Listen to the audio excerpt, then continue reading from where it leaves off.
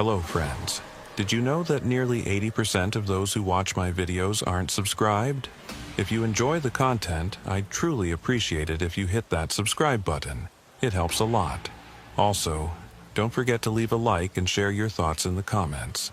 Your interaction not only supports the channel's growth, but also helps these stories reach more people. Thank you all for being here. By the way, where are you watching from? Let me know in the comments.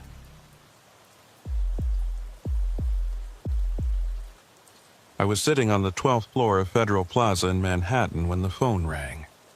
It was early morning, the light filtering through the window still grayish, as if the city couldn't quite wake itself up. The caller was a coordinator from the regional office in Queens. His tone was clipped, professional, but there was something underneath it. Hesitation, maybe, or disbelief. "Agent Carrick," he said, "we have a situation that requires your attention." I'd been with the Bureau for 11 years, long enough to know that when a coordinator calls you directly instead of sending an email, it's never routine. I grabbed my jacket from the back of my chair and asked him what we were dealing with. "A witness," he said, "from the Castellano case." The name hit me like cold water. The Castellano case had been closed for 7 years. Vincent Castellano, a mid-level money launderer for the Genovese family, had been found dead in his Astoria apartment in 2018. A single gunshot to the back of the head, execution style. We'd had one witness, a man named Adrian Kelch, who'd been coming out of the building's service entrance when he saw 2 men leaving Castellano's unit. Kelch had given us descriptions, worked with a sketch artist, even agreed to testify. Then 3 months before trial, Adrian Kelch drove his car into the East River off the Queensboro Bridge. His body was never recovered, but the dive team found the vehicle. The doors were locked from the inside. No signs of foul play. The case collapsed without him, and Castellano's killers walked. "What about the witness?" I asked. There was a pause on the line.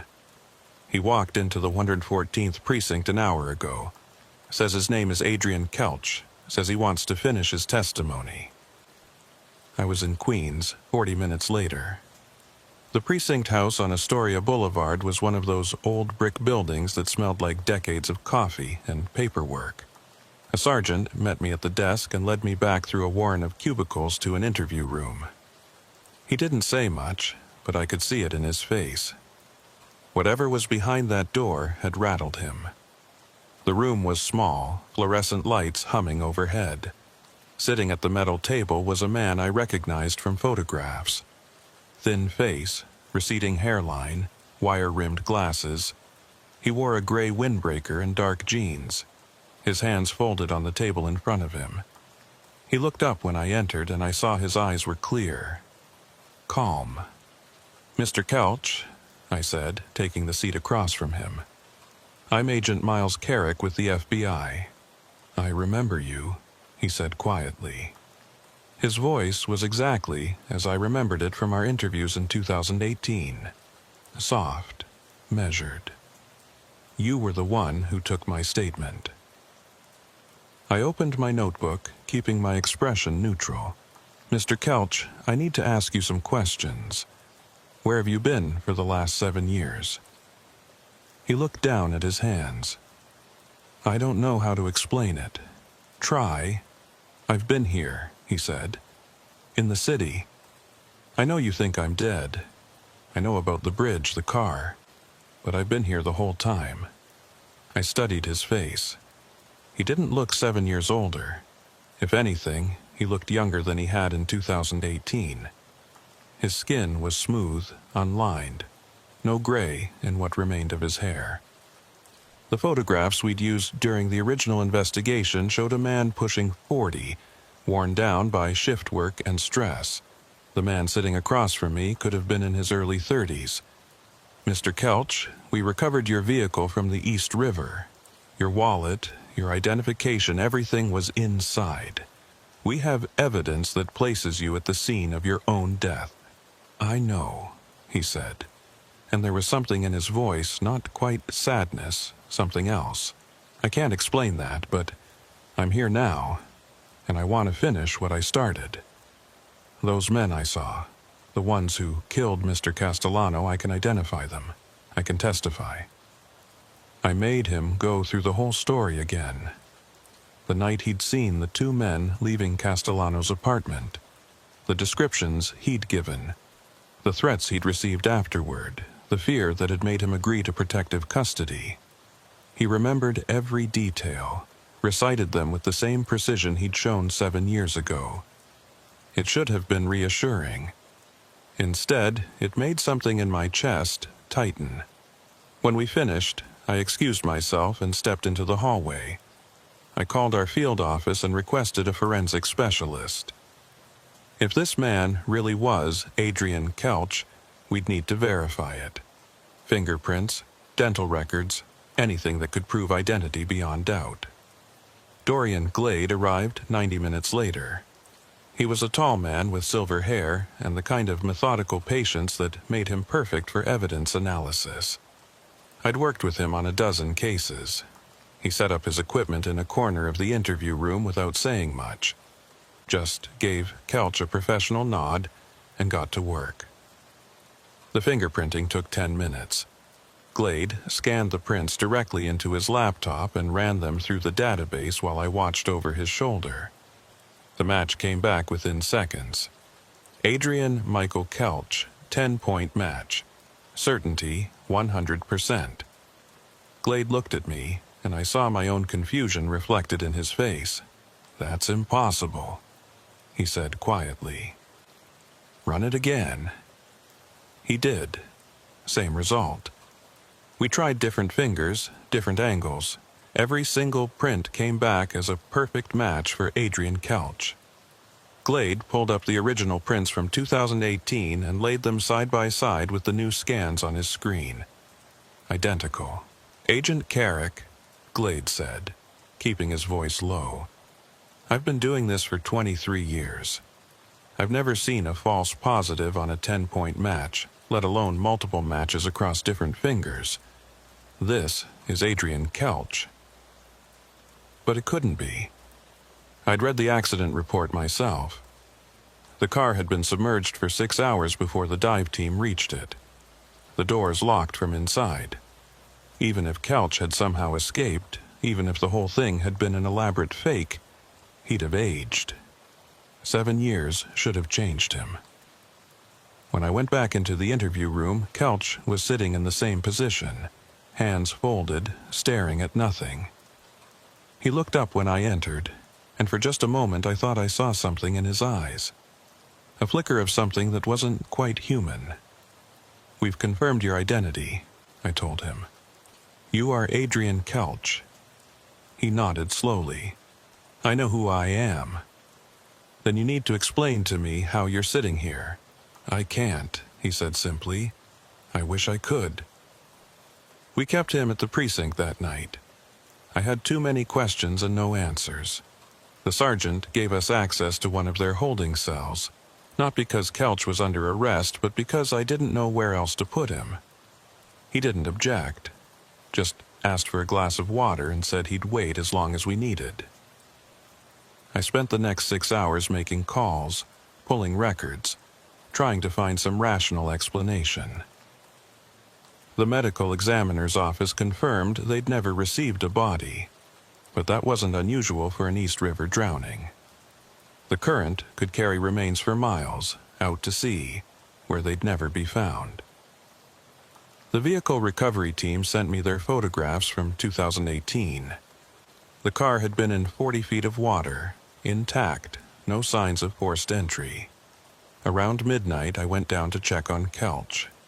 The cell was at the end of a long hallway, away from the main booking area. When I got there, I found the officer who was supposed to be keeping watch standing outside the door, his face pale. "Agent Carrick," he said, "you need to see this." He opened the cell door. Kelch was sitting on the bench against the wall, exactly where I'd left him. But the fluorescent light above him was flickering, casting strange shadows across his face, He didn't seem to notice. "How long has the light been doing that?"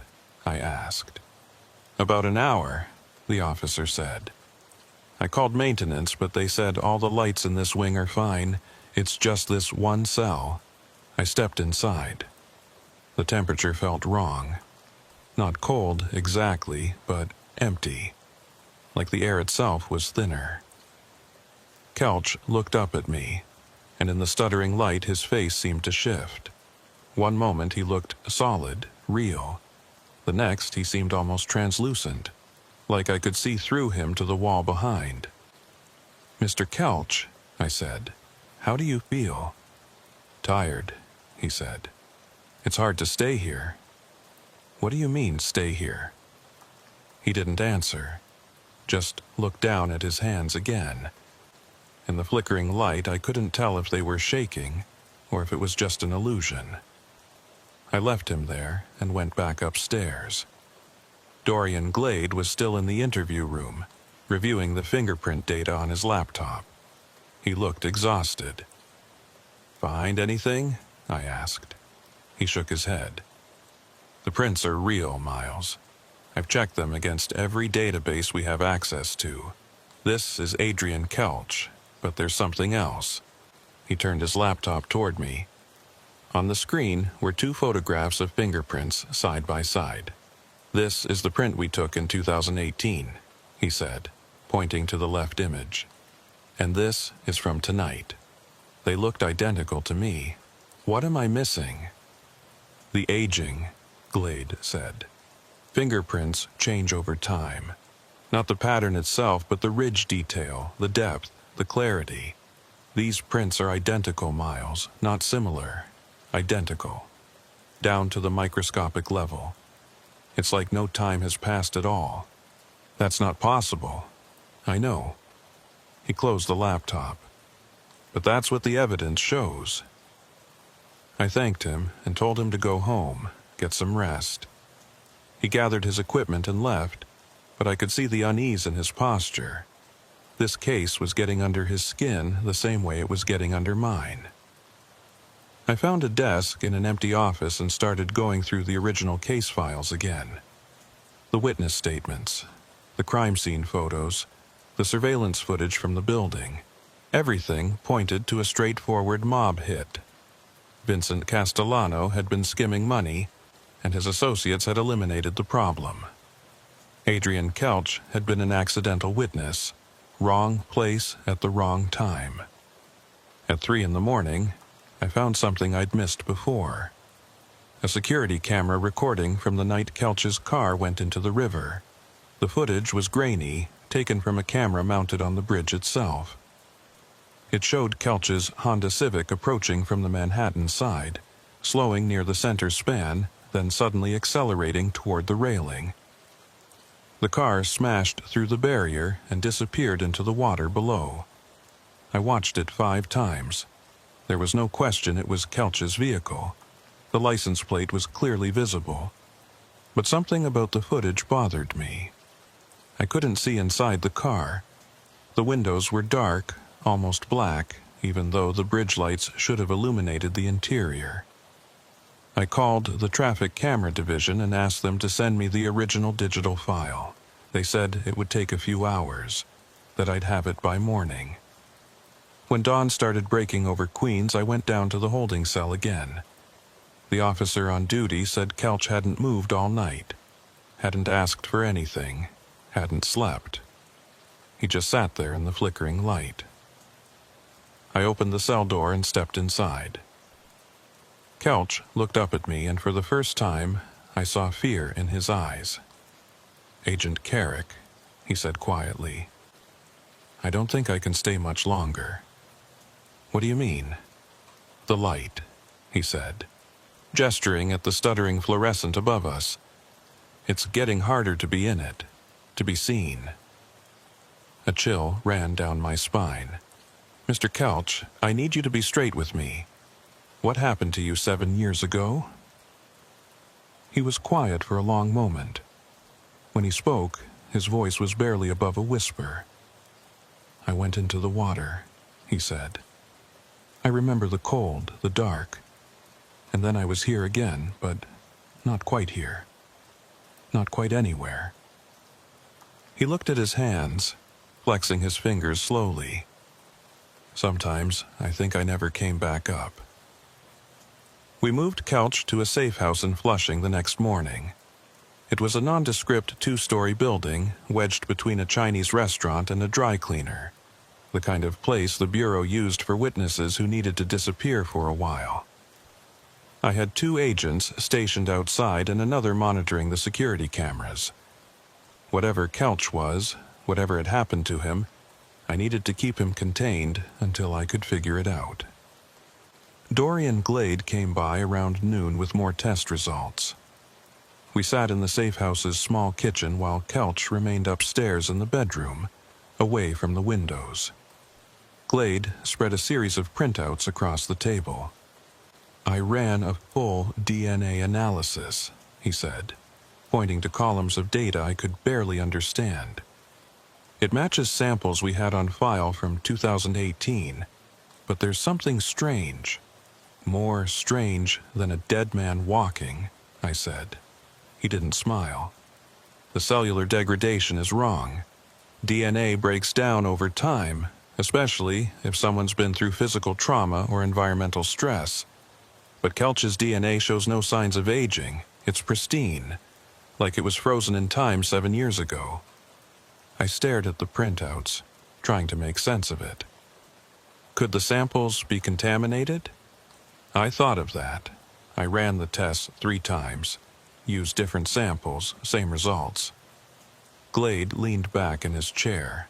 Miles, I don't know what we're dealing with here, but it's not following any biological rules I understand.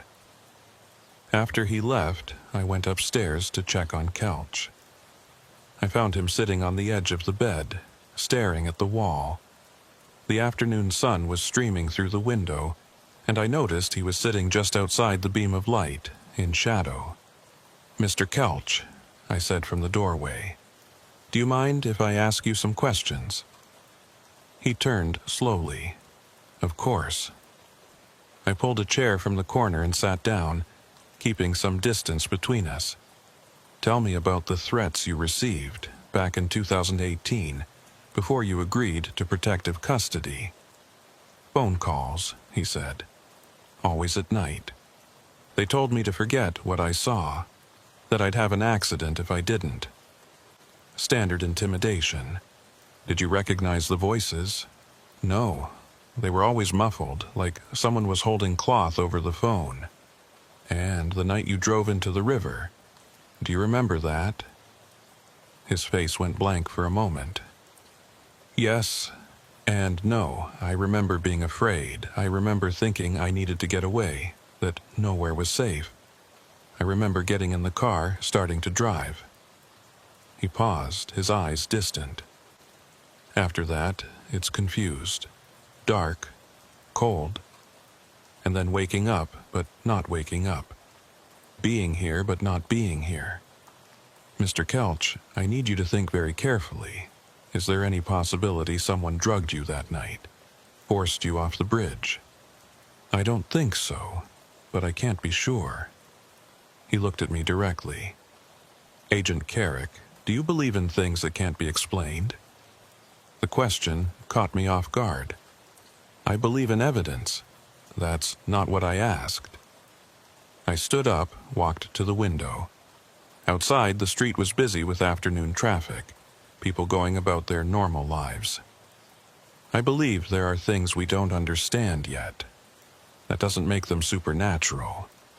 Then how do you explain me?" I didn't have an answer for that. That evening, I received the digital file from the traffic camera division. I loaded it onto my laptop and watched the bridge footage again, this time with better resolution. The Honda Civic approached from Manhattan, slowed near the center span, then suddenly veered toward the railing. But something was different in this version. As the car broke through the barrier just for a single frame, I could see through the windshield. The driver's seat was empty. I paused the footage, rewound it, watched it again, frame by frame. The car accelerated, The driver's seat was occupied. The car hit the railing. The driver's seat was empty. The car disappeared into the water. I sat back, my heart pounding. It had to be a glitch in the footage, a blur from the speed of the impact. But I'd seen enough surveillance video in my career to know what a glitch looked like. This wasn't that. I called Dorian Glade. He was at home, but he answered on the second ring. "Dorian, I need you to analyze some footage. Can you come back to the safe house?" "Oh? Oh." He arrived 30 minutes later. I showed him the bridge video, pointed out the frame that bothered me. He loaded it into his analysis software and started breaking it down, examining each frame in sequence. After 20 minutes, he looked up at me. "Miles, there's no evidence of tampering. This is the original footage, no edits, no manipulation." Then what am I seeing? What we're both seeing. He ran the sequence again, this time in extreme slow motion. The driver is there, and then he's not. Between these two frames, he vanishes. That's physically impossible. Everything about this case is physically impossible. Glade closed his laptop. "I think we need to consider the possibility that whatever we have upstairs isn't entirely Adrian Kelch, or isn't only Adrian Kelch." "What are you saying?" "I'm saying the evidence doesn't support a living human being. The lack of aging, the DNA preservation, this footage. It's like we're dealing with a recording, an echo. I wanted to dismiss it, to find some rational explanation that made sense. But every piece of evidence pointed to the same impossible conclusion. Adrian Kelch had died 7 years ago, and what came back wasn't quite alive. Late that night, I was sitting in the safe house's living room going through case files when I heard something from upstairs. A voice, low and rhythmic. I grabbed my service weapon and climbed the stairs slowly. The sound was coming from Kelch's room. The door was ajar. I pushed it open carefully and saw Kelch sitting on the floor in the corner, his back against the wall. He was speaking, but not in English. The words were unfamiliar, almost mechanical. The same phrase, over and over. "Mr. Kelch?" He didn't respond, just kept repeating those strange words, his eyes fixed on something I couldn't see. I holstered my weapon and approached slowly. "Mr. Kelch, can you hear me?" The repetition stopped. He looked up at me, and his eyes were different, darker. "I'm sorry, Agent Carrick. Sometimes I forget where I am." "What were you saying?" "I don't know." He pulled himself up, using the wall for support. "It's like there's static in my head, words that aren't mine." I helped him back to the bed. His skin was cold to the touch, like he'd been standing outside in winter. "You need to tell me the truth. All of it. What really happened 7 years ago?" He sat on the edge of the bed, his shoulders slumped. "I told you what I remember, but there's more. Things I see sometimes when I close my eyes. The water, yes, but also a room. White walls. Voices asking me questions. And then nothing. Just dark for a long time. Until I woke up in Queens 3 days ago, sitting on a bench near the precinct with no idea how I got there. What kind of questions? About the Castellano case, what I saw, who I'd talked to. They wanted to know everything." His hands were shaking. "I think they killed me, Agent Carrick. I think they drowned me, and somehow I came back wrong." I wanted to tell him that was impossible, that people don't come back from death. But looking at him in that moment, with the streetlight from outside casting half his face in shadow, I wasn't sure anymore. The next morning, I got a call from our field office. There had been a development in the Castellano case. One of the men Kelch had described, a Genovese associate named Frank Terranova, had been found dead in his car in Brooklyn. Single gunshot to the head, same as Castellano. No witnesses, no evidence. I asked when it happened. The night before, around the same time, Kelch had been sitting in the corner, repeating those strange words. I drove to Brooklyn to see the crime scene. Terranova's body was still in his Lincoln Continental, parked in an alley behind a social club on Court Street. The forensics team was processing the vehicle when I arrived. I showed my credentials and asked to take a look. Terranova had been shot through the driver's side window at close range. Powder burns on his skin suggested the gun had been inches from his head. The bullet had exited through the passenger window and lodged in the brick wall of the building. Standard execution, professional work. But something caught my eye. On the dashboard, written in what looked like condensation on the windshield, were words. They were fading fast in the morning sun, but I could just make them out. The same phrase Kelch had been repeating the night before. I took photographs before the words disappeared completely, then called Dorian Glade and had him meet me at the safe house. When I arrived, I found the 2 agents I'd left on duty standing outside, looking shaken. "Agent Carrick," one of them said, "something's wrong with the witness." I ran upstairs. Kelch's room was empty. The window was still locked from the inside. The door to the hallway had been monitored all night. There was no way out, but Adrian Kelch was gone. We searched the entire building, the neighboring properties, the surrounding blocks. No sign of him. It was like he'd simply vanished into thin air. The security footage showed nothing. One moment the camera recorded an empty hallway outside his room. The next moment the feed went dark for exactly 6 seconds. When it came back, everything looked the same. But Kelch was already gone. Dorian Glade arrived and examined the room. He dusted for prints, collected samples, analyzed every inch of the space. After 2 hours, he came downstairs with a puzzled expression. "Miles, there's no physical evidence that Kelch left through conventional means. The window's still locked. No disturbance of the dust on the sill. But there's something else." He showed me his laptop. On the screen was a thermal image taken from one of our cameras. "This is from last night around 3 a.m. Look at Kelch's heat signature." I studied the image. The figure sitting on the bed should have shown up as bright red and orange, indicating normal body heat. Instead, it was pale blue, the same temperature as the room around it. "He's cold," I said. "Colder than cold. He's ambient temperature, like he wasn't generating any heat at all." Glade scrolled through more images. "And look at this. His signature gets fainter over time. By 5 a.m., you can barely distinguish him from the background." "What does that mean?" "It means whatever we were holding wasn't alive in any biological sense." He closed the laptop.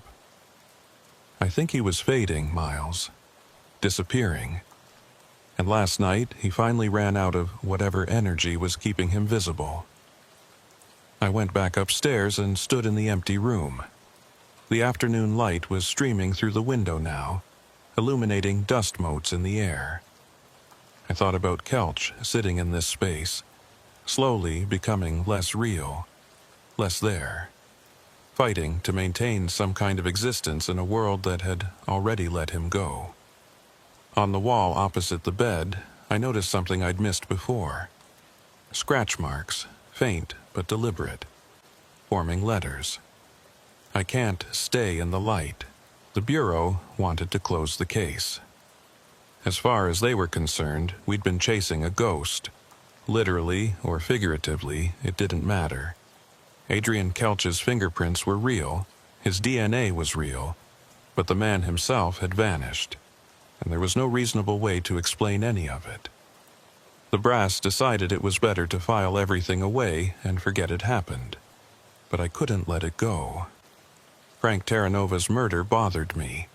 The timing was too precise, the method too similar to Castellano's execution, and those words on the windshield, the same phrase Kelch had been repeating in his room, suggested a connection I couldn't ignore. I spent the next week digging into the original case files, looking for anything I might have missed 7 years ago. I re-interviewed witnesses, tracked down associates of both Castellano and Terranova, searched for any link between them and Kelch beyond the obvious. What I found was a pattern. In the months after Kelch's car went into the East River, 3 other Genovese associates connected to the Castellano hit had died under suspicious circumstances. One fell from his apartment balcony.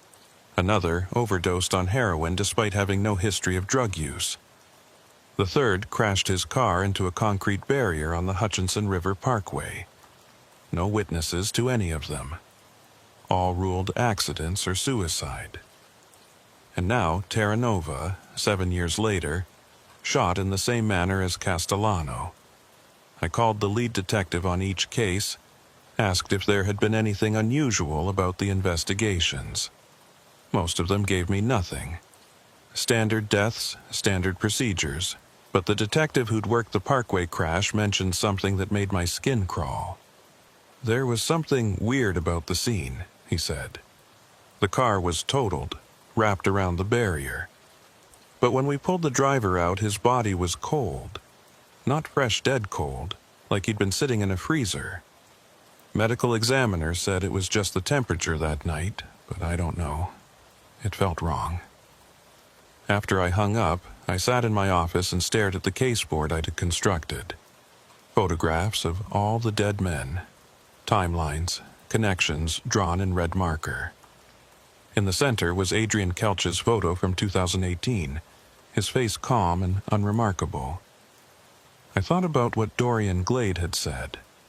An echo, a recording playing itself out. What if Kelch hadn't come back to testify? What if he'd come back to finish something he'd started? That night, I returned to the 114th precinct and asked to see the holding cell where we'd first kept Kelch. The sergeant on duty let me in, though he seemed reluctant. Some of the officers don't like going down there anymore, he said. They say the lights still flicker. I walked down the hallway alone. The precinct was quiet, most of the day shift gone home. The fluorescent lights hummed overhead, steady and bright. But when I reached Kelch's cell at the end of the hall, the light inside was stuttering, casting rapid shadows across the empty space. I stepped inside. The temperature dropped immediately, that same empty coldness I'd felt before. On the bench where Kelch had sat, I could see a faint outline in the dust, as if someone had been there recently. But no one had used this cell in days. I took out my phone and started recording video, panning slowly around the space. On the playback, I could see something I couldn't see with my naked eyes. A distortion in the air near the bench, like heat shimmer, but cold. It flickered in time with the malfunctioning light. I backed out of the cell and called Dorian Glade. I need you to bring your thermal camera to the 114th precinct, now. He arrived 40 minutes later. We set up his equipment in the cell, recording thermal and video simultaneously. What we captured made both of us fall silent. The thermal camera showed a figure sitting on the bench. Pale blue, barely distinguishable from the background, but unmistakably human-shaped. It didn't move, didn't react to our presence, just sat there in the flickering light. "Is that him?" Glade whispered. "I think it's a residue," I said. "Like a stain, something left behind." We watched for 20 minutes. The figure never moved.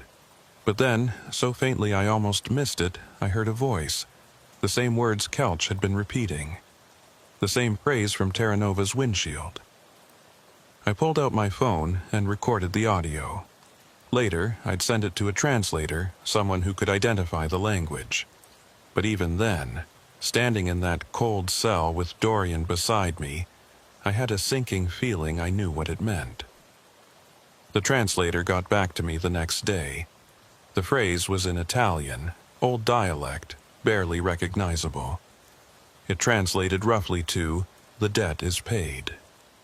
I thought about the men who'd died, all of them connected to Castellano's murder, all of them responsible, in some way, for what happened to Adrian Kelch. And now, 7 years after his death, Something was still settling accounts. I went back to the safe house in Flushing, even though I knew Kelch wouldn't be there. The agents had cleared out. The building returned to its usual anonymous emptiness. I stood in the room where Kelch had stayed, looking at those scratch marks on the wall. I can't stay in the light. It made sense now. Whatever had come back wasn't meant for the living world. It existed in shadows, in cold spaces, in the gaps between moments. The light, real light, warm and alive, was painful to it, unsustainable. But in the dark, in the cold, it could act. It could move. It could finish what needed to be finished. I pulled the Castellano case files one more time and made a list of everyone involved. Every associate, every witness, every person who'd known about the hit. Most of them were dead or in prison. But there were 2 names left, 2 men who'd been suspected but never charged. Vincent DeLuca and Anthony Rossi. Both Genovese soldiers. Both connected to the Castellano murder through wiretaps and informant testimony, but never enough evidence to prosecute. I tried to call them, to warn them. DeLuca's phone went straight to voicemail. Rossi's number was disconnected. I drove to DeLuca's last known address, an apartment in the Bronx. The super let me in after I showed my credentials. The apartment was empty, cleaned out, but in the bedroom, I found something that made my blood run cold. The same words, written in dust on the mirror. The debt is paid. Vincent DeLuca's body was found 3 days later in a stolen car in Jersey City. Shot through the head at close range. No witnesses. No evidence except powder burns and a 9mm bullet that matched no weapon in any database. Anthony Rossi disappeared the same week. His credit cards stopped being used. His cell phone went dark. No one saw him leave his home in Staten Island, but when police finally entered, they found the house empty. And in his basement office, on the wall above his desk, those same words scratched into the paint. The debt is paid. The last time I saw anything I could attribute to Adrian Kelch was 3 weeks after Rossi vanished. I was working late in my office at Federal Plaza, reviewing reports, when the lights in my section flickered. Just once, a quick stutter.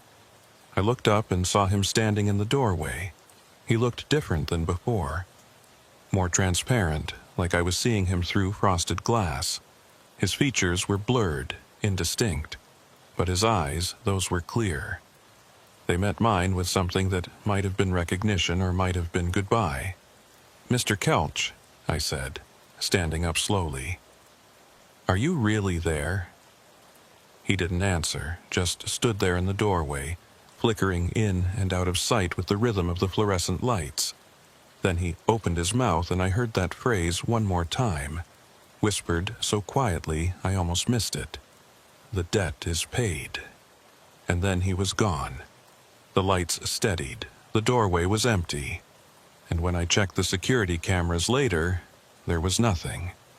Just 6 seconds of darkness. The same gap that had appeared in the safe house footage. I never saw Adrian Kelch again. But sometimes, late at night, I'll be reviewing old cases and the lights will flicker. Just once. And I'll feel that cold, empty air around me, the sensation of something passing through on its way to somewhere else.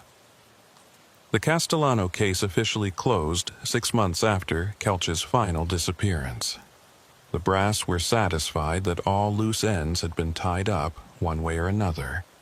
The men responsible for witness intimidation and murder were dead.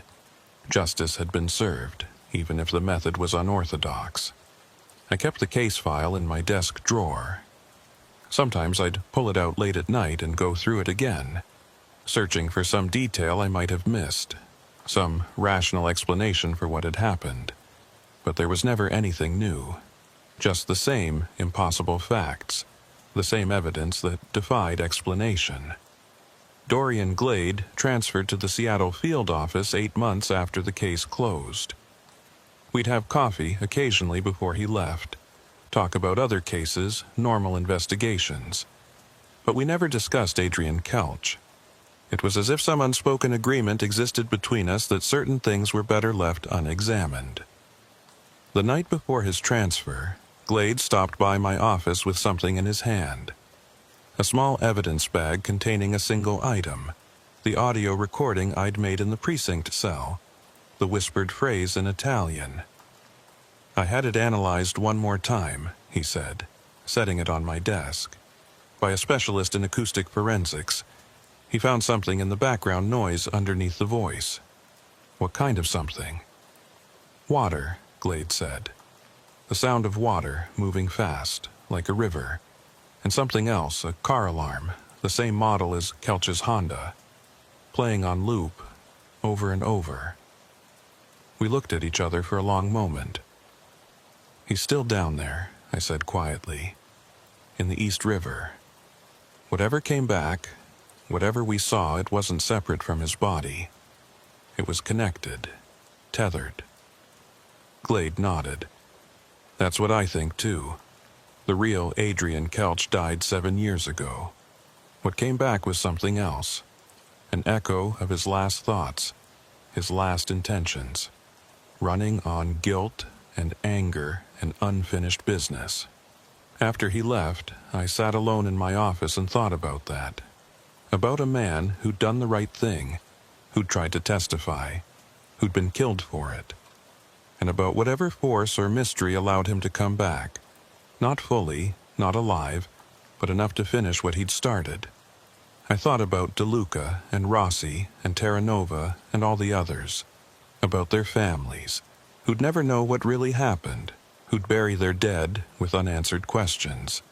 About justice served through channels no court would recognize. A few months later, I was working a new case, something routine involving bank fraud. I needed to review some old surveillance footage from a building in Queens, and I found myself near the 114th precinct. On impulse, I stopped in, asked to see that holding cell one more time. The sergeant remembered me. "The cell with the bad light? Yeah, it's still there. We don't use it anymore. Too many complaints." He led me down the familiar hallway. The fluorescent above the cell was still flickering, that same irregular pattern. I stepped inside and immediately felt that cold, empty air. But something was different. The cold wasn't as intense. The flickering seemed slower, less urgent. I pulled out my phone and recorded thermal video like I'd done before. The figure on the bench was still there, but fainter now, nearly transparent even on the thermal camera, fading. I watched it for a while, this remnant of Adrian Kelch slowly disappearing from the world. Whatever debt he'd felt obligated to pay was settled. Whatever tether had held him here was finally loosening.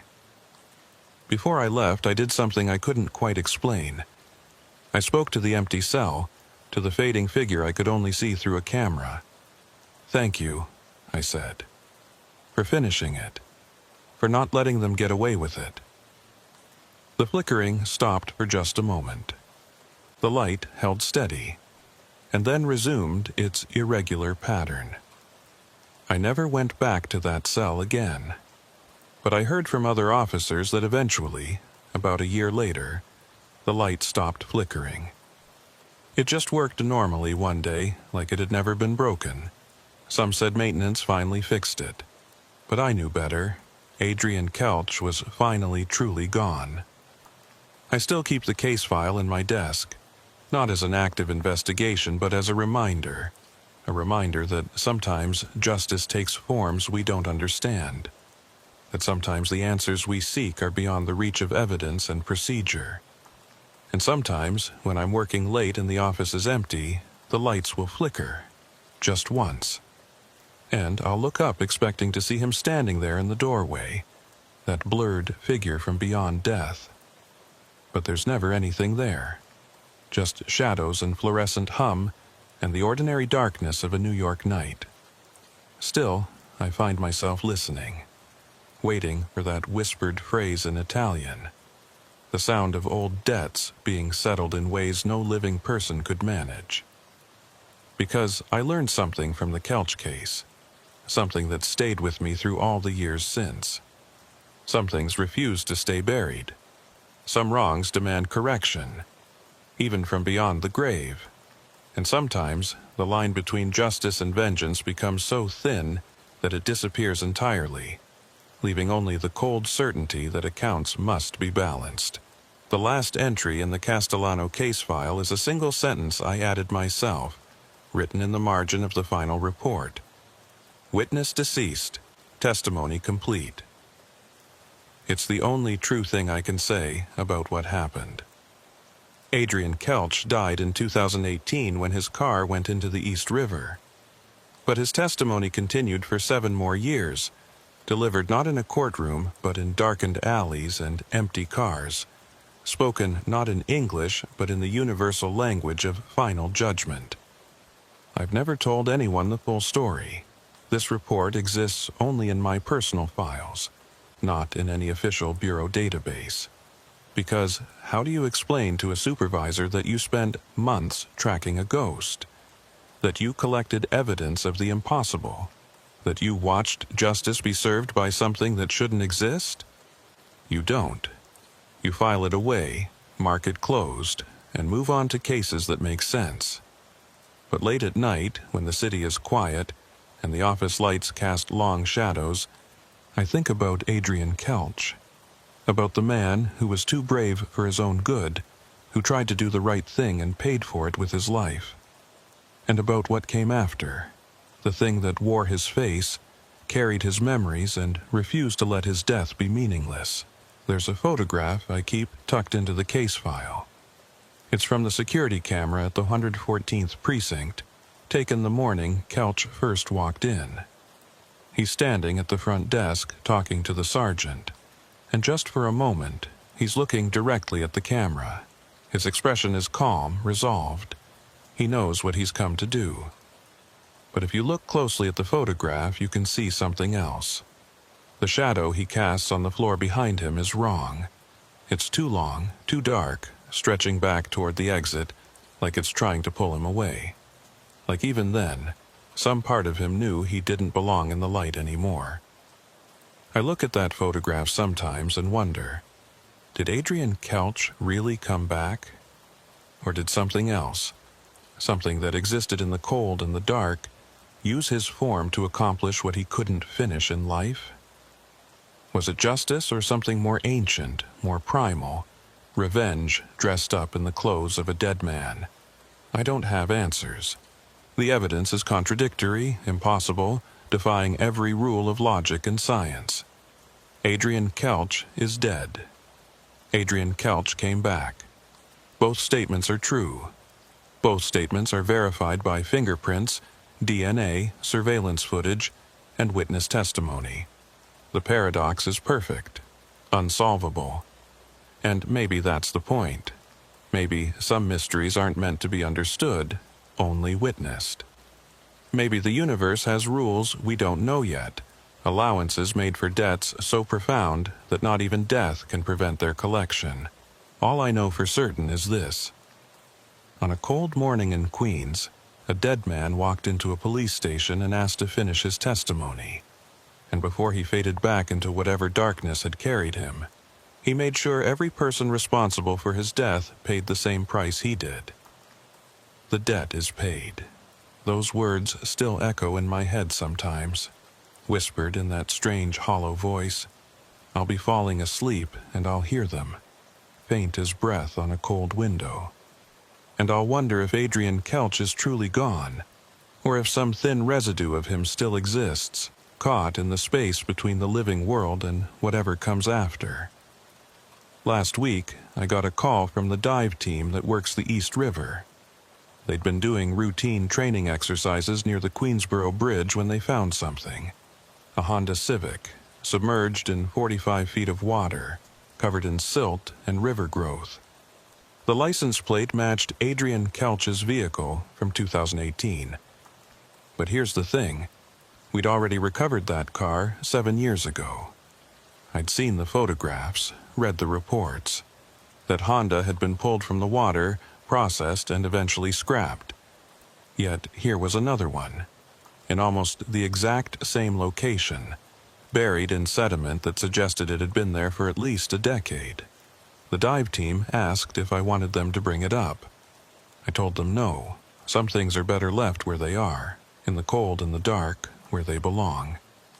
Because I've learned that the East River keeps its secrets, and some of those secrets come back when they choose to, not when we call them. Adrian Kelch is in that car, and he's not. He's in that flickering cell at the 114th precinct, and he's not. He's standing in doorways throughout the city, a cold presence felt but never quite seen, settling accounts that were 7 years overdue. Or he's nowhere at all, just a story I tell myself to make sense of things that have no sense. Just a case file that should have been closed but never quite can be. I don't know anymore. And after everything I've seen, everything I've documented and witnessed and tried to understand, I've made peace with not knowing. Some debts transcend death.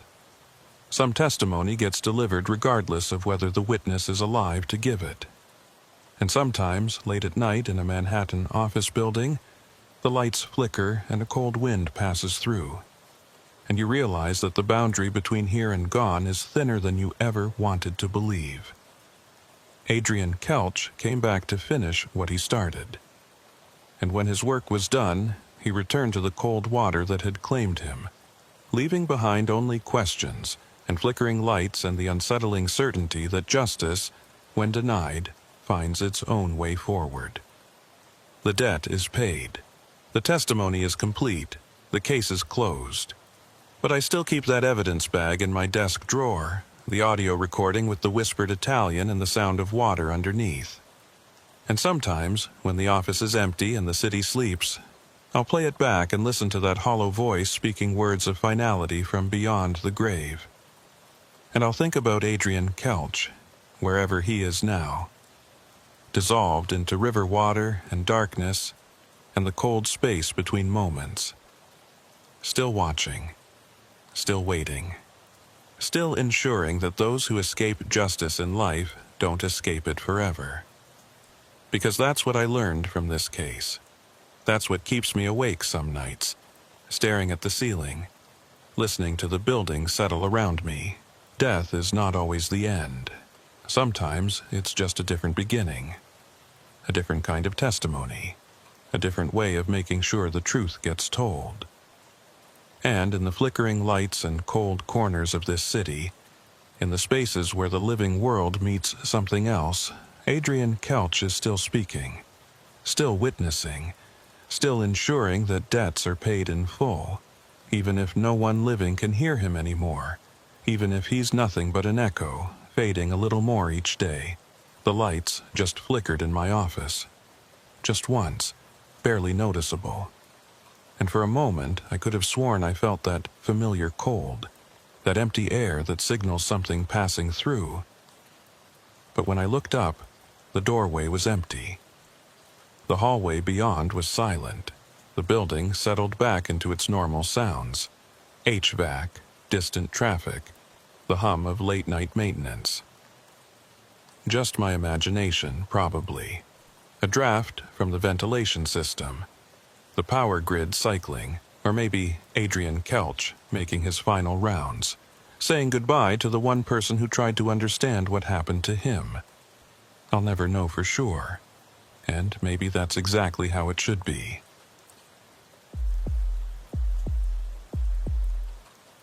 The evidence locker at 26 Federal Plaza runs 24 hours a day, but nobody likes the night shift. I learned that my first week with the Manhattan field office, watching how the senior agents traded favors and pulled strings to avoid working past midnight. They said it was the fluorescent lights, the lack of windows, the way sound echoed off concrete walls at 3 a.m.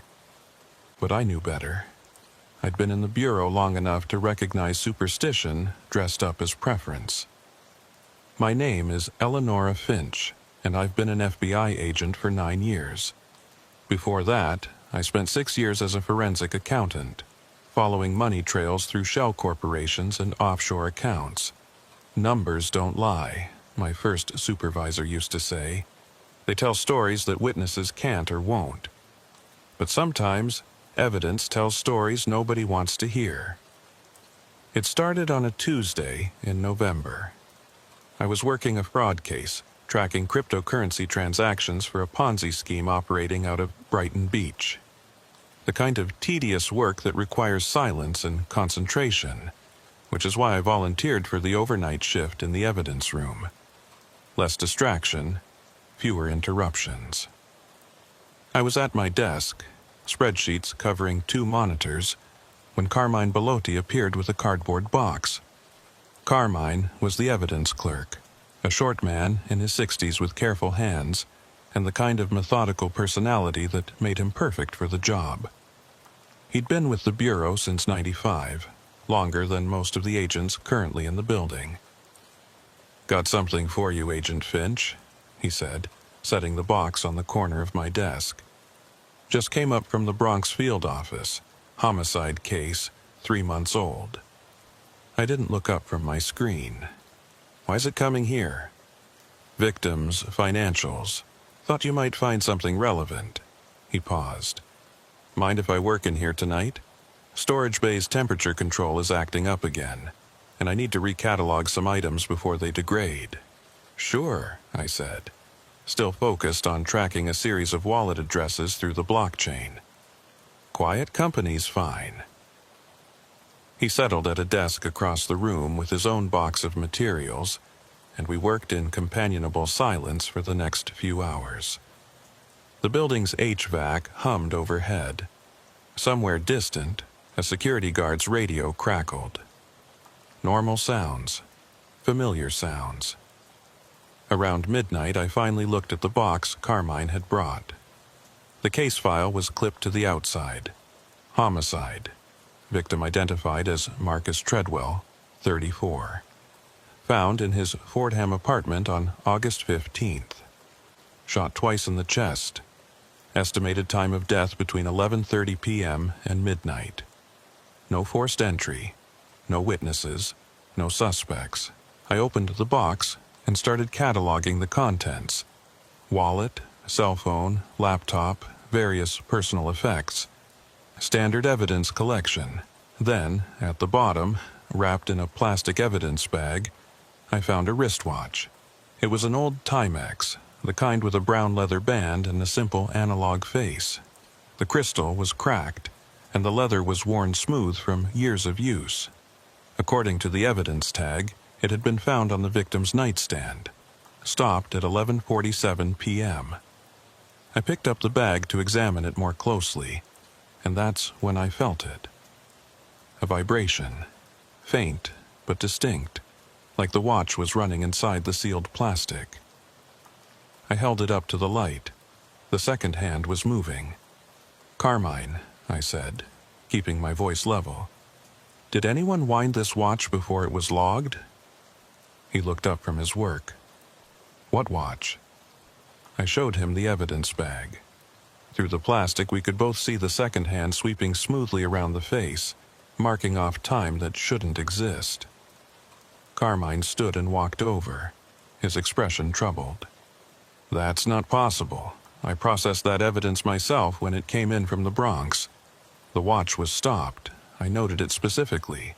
11:47 p.m., same time as the estimated death." We both watched the second hand complete another circuit. Then another. The movement was smooth, mechanical, normal. Except the watch should have needed winding, should have been as dead as the man who'd worn it. "Maybe the movement got jarred when I picked it up," I said, more to convince myself than Carmine. "Old watches can be temperamental." "Sure," Carmine said, but he was still staring at it. "That must be it." He went back to his desk, and I set the evidence bag aside, returning to my cryptocurrency trails. But I couldn't stop glancing at it. The watch kept running, the second hand maintaining its steady pace, tick, tick, tick, through the silence of the evidence room. At 12:15 a.m., I picked up the evidence bag again and looked at the watch face. It now read 12:02 a.m., not the current time. The watch was running fast, or I was running slow. I checked my phone.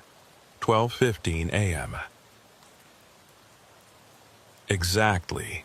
The watch was wrong, but it was running. I made a note in my case log, photographed the watch through the plastic, and returned to my financial analysis. Just a quirk of an old timepiece, nothing more. Evidence rooms were full of strange items, objects that had witnessed violence or betrayal or death. Sometimes they carried a weight that felt heavier than their physical mass. Psychological projection, nothing more. But when I looked up 20 minutes later, the watch had stopped again.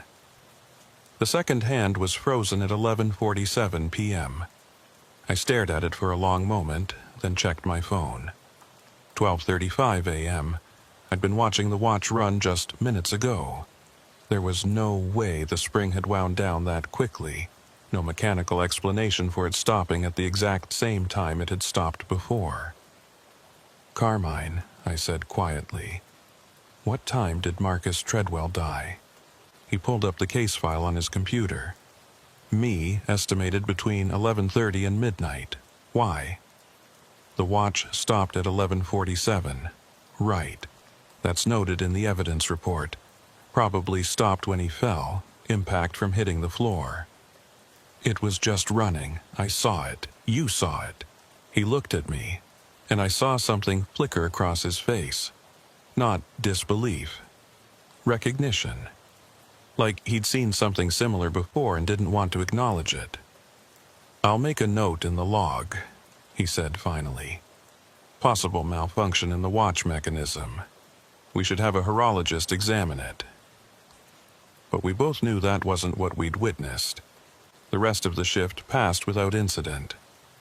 I finished my analysis of the cryptocurrency transactions, wrote up my report, and prepared to head home when the day shift arrived at 7 a.m.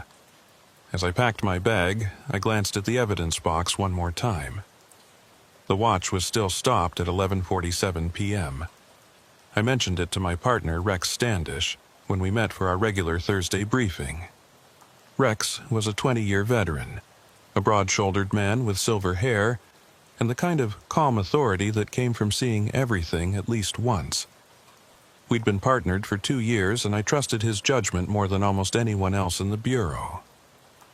"So, you're telling me a watch started running on its own, then stopped at the same time the victim died?" he said, stirring sugar into his coffee. We were at a diner on 3rd Avenue, our usual spot for case discussions away from the office. I know how it sounds. It sounds like a mechanical issue with an old watch. He took a sip, studying me over the rim of his cup. "But you don't think that's what it was?" "I don't know what it was. But Carmine saw it too. We both watched the second hand moving." Rex was quiet for a moment. "You want my advice? Document it and move on. Strange things happen in evidence rooms. Objects end up in places they shouldn't. Items go missing then reappear. Most of it's got rational explanations. Human error, mislabeling, contamination.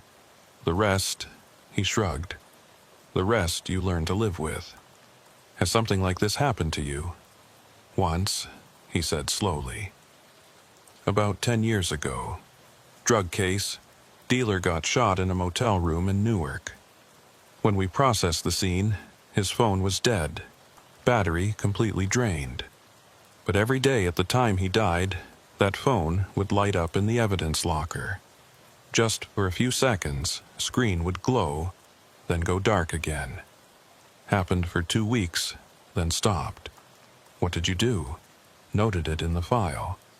Had the tech guys examine it. They found nothing wrong with the hardware.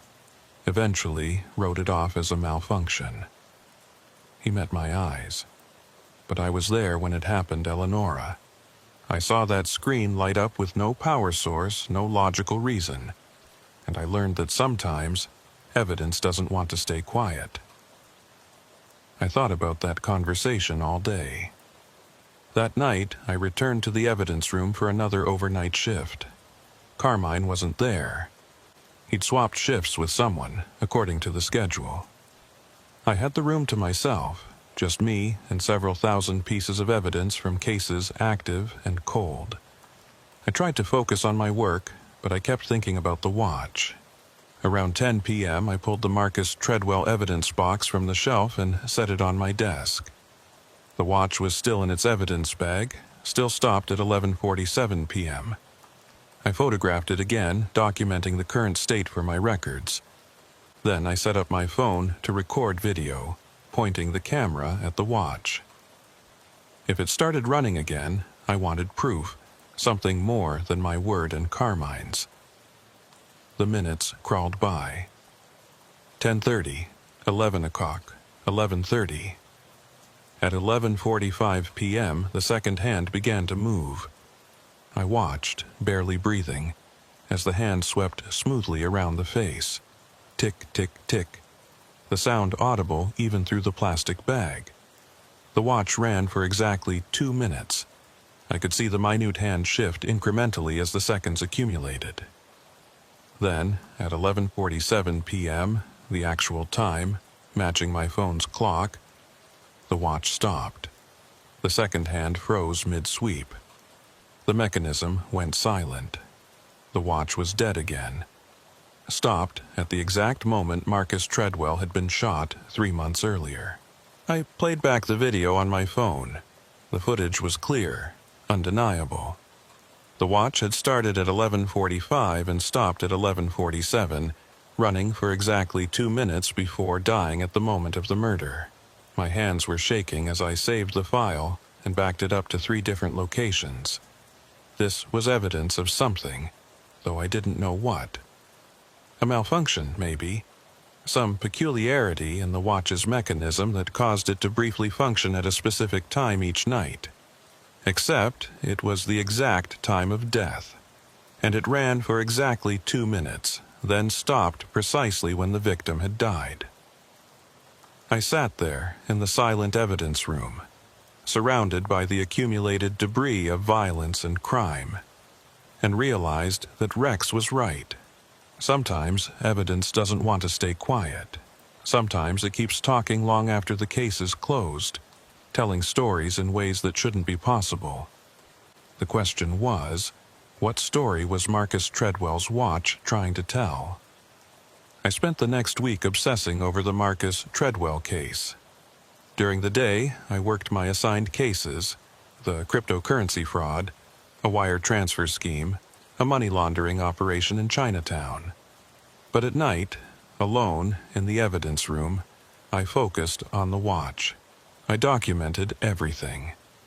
Every night at 11:45 p.m., the watch would start running. Every night at 11:47 p.m., it would stop. The cycle never varied. I recorded video, took detailed notes, measured the temperature and humidity in the room. Nothing explained it. Carmine noticed my preoccupation. On Friday night, he brought me coffee and sat down at the desk across from mine. "You're still thinking about that watch," he said. It wasn't a question. "It keeps running," I told him.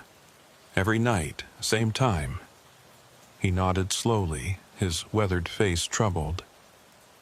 "I've been working in evidence storage for 26 years. I've seen things I can't explain. Objects that move on their own. Items that appear in locations they were never logged into. Once, a recording from a crime scene started playing by itself, same section looping over and over." He paused. "The Bureau doesn't like us talking about it. Makes us sound unstable. But it happens. It happens," he confirmed. "Usually with violent cases, murders mostly. Like the objects carry something from the crime scene, something that doesn't want to be filed away and forgotten." "Do you believe that? That objects can carry, what, memory, intent?" Carmine sipped his coffee, considering. "I don't know what I believe, but I know what I've seen. and I know that watch bothers me more than most things that have come through here." After he left, I pulled up the Treadwell case file again and read through it more carefully. Marcus Treadwell had been a high school math teacher in the Bronx, unmarried, no children. Neighbors described him as quiet, friendly, kept to himself. No criminal record, no known enemies. His apartment showed no signs of struggle or forced entry, suggesting he'd let his killer inside. The detective assigned to the case, a 20-year NYPD veteran named Thomas Wexler, had concluded it was likely a robbery gone wrong. Treadwell's wallet had been emptied of cash, and his laptop was missing. But nothing else had been taken. No jewelry, no electronics except the laptop. The watch had been left on his nightstand, apparently worthless to the killer. I called Detective Wexler the next morning. He remembered the case immediately. "Treadwell," he said over the phone, his voice rough from years of cigarettes. "Yeah, that one still bothers me. Clean guy, no obvious motive, no suspects. We interviewed everyone in his building, all his colleagues, his family. Nobody had a bad word to say about him. The evidence report mentions his watch was stopped at 11:47. Was that significant? Not particularly. Watches stop all the time in violent encounters. Impact, movement, whatever. The ME put time of death around that same window, so it lined up. Why? You working the case? Just reviewing some evidence. Did you ever identify any suspects? We had a few persons of interest. Treadwell's ex-boyfriend, for one. Guy named Stephen Wick. They'd broken up about 6 months before the murder. Bitter split, according to friends. Wick had an alibi, though. Said he was at a bar in Hell's Kitchen that night. We verified it with security footage, credit card receipts. He was there from 10 p.m. to 1 a.m., solid. Anyone else? A colleague at the school. Woman named Patricia Morris. She and Treadwell had a dispute about department funding. Got pretty heated, apparently. But she was home with her husband that night, confirmed. After that, we ran dry. No physical evidence, no DNA, no witnesses. Case went cold after 3 months. After I hung up, I sat at my desk thinking. A murder with no obvious suspects, no clear motive, no physical evidence beyond the victim's body and the spent bullets. Just another statistic in a city full of unsolved crimes. And a watch that kept running at the exact moment of death. That night, I was in the evidence room at 11:30, watching the clock. Rex Standish had agreed to join me, curious to see the phenomenon for himself. He sat across from me, arms folded, expression skeptical but open. "If nothing happens," he said, "you're buying breakfast. Deal." At 11:45, the second hand on Marcus Treadwell's watch began to move. Rex leaned forward, his skepticism evaporating. Jesus Christ. We watched in silence as the watch ran its 2-minute cycle. The second hand swept smoothly around the face. The mechanical movement steady and precise. At 11:47, it stopped, freezing mid-rotation. Rex reached for the evidence bag, held it up to the light. "This is sealed, right? Nobody's tampered with it?" "Sealed, since it was logged 3 months ago. I've been documenting it every night. Same pattern, same times." He set the bag down carefully like it might explode. "This is going in my report. Command needs to know about this." But when we tried to escalate it, we hit bureaucratic walls. The assistant director wasn't interested in anomalous evidence behavior. The forensics lab said they were too backlogged to examine a watch from a cold case. Even the detective on the original case, when I called him back, told me to stop wasting his time with paranormal bullshit. "Nobody wants to deal with it," Rex said, after our third attempt to get someone to pay attention. "They're hoping if they ignore it long enough, it'll go away. It's not going away. It keeps happening. Then document everything and wait. Eventually, something will break." He was right, though not in the way either of us expected.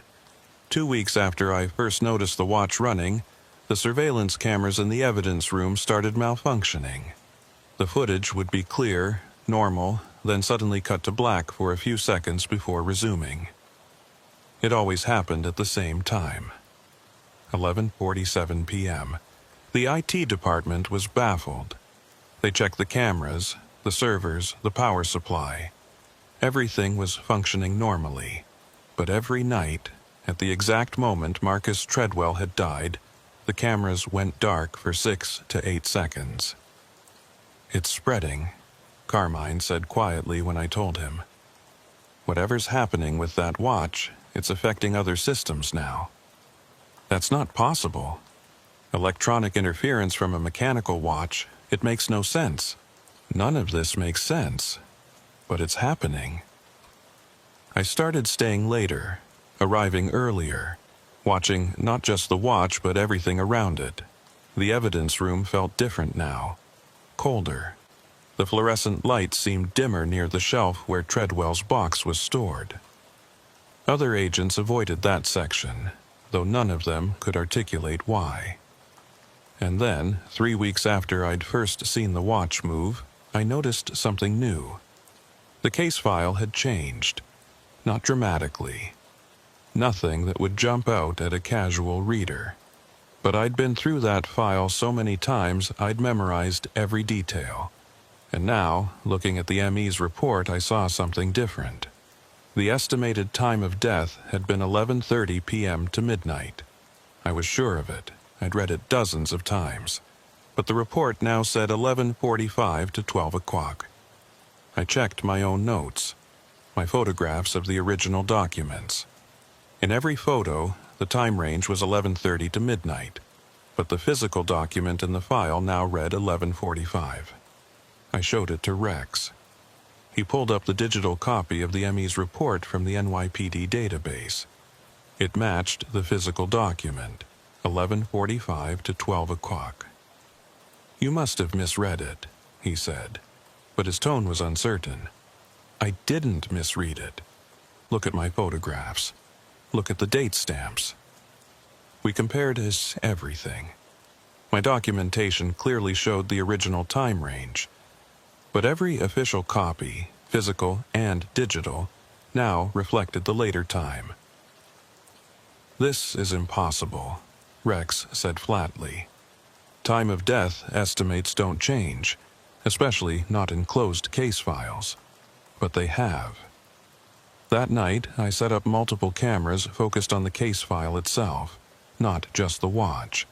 I documented every page, every detail, timestamping everything. Then I sat and waited. At 11:45, the watch started running. At 11:47, it stopped. And in the space between those 2 minutes, while the surveillance cameras went dark, something changed. When I checked the file afterward, another detail had shifted. The description of the entry wound had been slightly reworded, not enough to change the meaning, but enough to be noticeable if you were looking for it. And when I compared it to my earlier photographs, I could see the original language was different. The case file was rewriting itself. Slowly, subtly, details were changing, and each change seemed to pull the official record closer to the watch's timing, as if the watch was somehow pulling reality toward itself, adjusting the past to match its frozen moment. I documented everything and took it to Rex. We sat in his car outside Federal Plaza at 2 a.m., reviewing the evidence on my laptop. "This can't be happening," he said, but his voice lacked conviction. "It is happening. Every night, something changes. The time of death, the wound descriptions, small details in the witness statements. It's like the case is being edited, but I can't see who's doing it or how." Rex was quiet for a long time. Finally, he said, "There's a guy in the behavioral analysis unit. Former profiler, now does consulting work on unusual cases. Not criminal profiling, the other stuff. Things that don't fit normal patterns. His name is Harold Vance. If anyone can help us, it's him." I met Harold Vance 3 days later at a coffee shop in Greenwich Village. He was in his 60s, gray-bearded, with sharp eyes that seemed to take in everything at once. Rex had briefed him on the basics, but I walked him through the details, showed him my documentation, the videos, the photographs. He listened without interrupting, taking occasional notes. When I finished, he sat back and studied me for a moment. "You understand," he said carefully, "that what you're describing violates several fundamental principles of evidence handling, forensic science, and physical reality itself. I understand, but it's happening. Show me." That night, Harold Vance came to the evidence room. He brought his own equipment: cameras, sensors, recording devices I didn't recognize. We set everything up around the Treadwell evidence box and waited. At 11:45, the watch started running. Vance's sensors immediately began registering anomalies: temperature drops, electromagnetic fluctuations, something he called temporal displacement markers, though he didn't elaborate on what that meant. At 11:47, the watch stopped. The surveillance cameras went dark for 7 seconds. And when Vance checked his own equipment afterward, he found something that made him go very still. "Look at this," he said, showing me one of his devices. It displayed a waveform, tracking something he called causality patterns. The graph showed a smooth line, then a sharp disruption at exactly 11:47. This indicates a break in the normal flow of cause and effect. For those few seconds, the surveillance cameras went dark, and during that gap, events were altered. What kind of events? Small ones. Details. But enough to change the factual record. He looked at me seriously. "Agent Finch, I think what we're dealing with here is some form of temporal echo. The watch isn't just running, it's replaying the moment of death. And each time it does, it's slightly altering the past, pulling the official record toward its own frozen moment. That's impossible. So is everything else you've shown me. But the evidence is clear. Something about Marcus Treadwell's death left an imprint, a kind of wound in time itself. And that watch is the focal point, endlessly repeating those final 2 minutes." He packed up his equipment, his expression troubled. "I'll write up my findings, but I doubt anyone will take them seriously. This kind of phenomenon, if that's even the right word, it doesn't fit into any official framework. The Bureau won't know what to do with it." After he left, I sat alone in the evidence room, staring at the watch. It sat there in its evidence bag, stopped at 11:47, innocent and mundane. Just an old Timex, worn smooth by years of use. But every night, for 2 minutes, it came back to life. And every time it did, it changed something. Small details in the case file. Minor alterations to the official record. The question I couldn't answer was why. What was the watch trying to do? What was Marcus Treadwell's death trying to tell us? The answer would come soon enough. But when it did, I'd wish I'd left the watch alone in its evidence bag, stopped forever at the moment of its owner's death. The alterations to the case file accelerated. What had started as minor changes, a shifted time estimate, slightly reworded descriptions, became more substantial. Witness statements that I'd photographed just days earlier now contained different details. The crime scene diagram showed the body in a slightly different position. The ballistics report listed a different angle of entry for one of the bullets. I documented everything obsessively, taking photographs of the physical files every day, comparing them to my earlier documentation. The changes were undeniable. The case file was being rewritten, one detail at a time, and the only common factor was the watch and its nightly 2-minute run. Rex and I brought Harold Vance back for another observation. This time, he focused his equipment on the physical case file itself sensors pointed at the documents while we waited for 11:45. When the watch started running, Vance's equipment lit up like a Christmas tree. He gestured frantically at one of his screens, which showed what looked like heat signatures moving across the surface of the documents. "Do you see that?" he whispered, though we were alone in the evidence room. "It's like the text is being rewritten in real time." I leaned over his shoulder, watching the thermal display.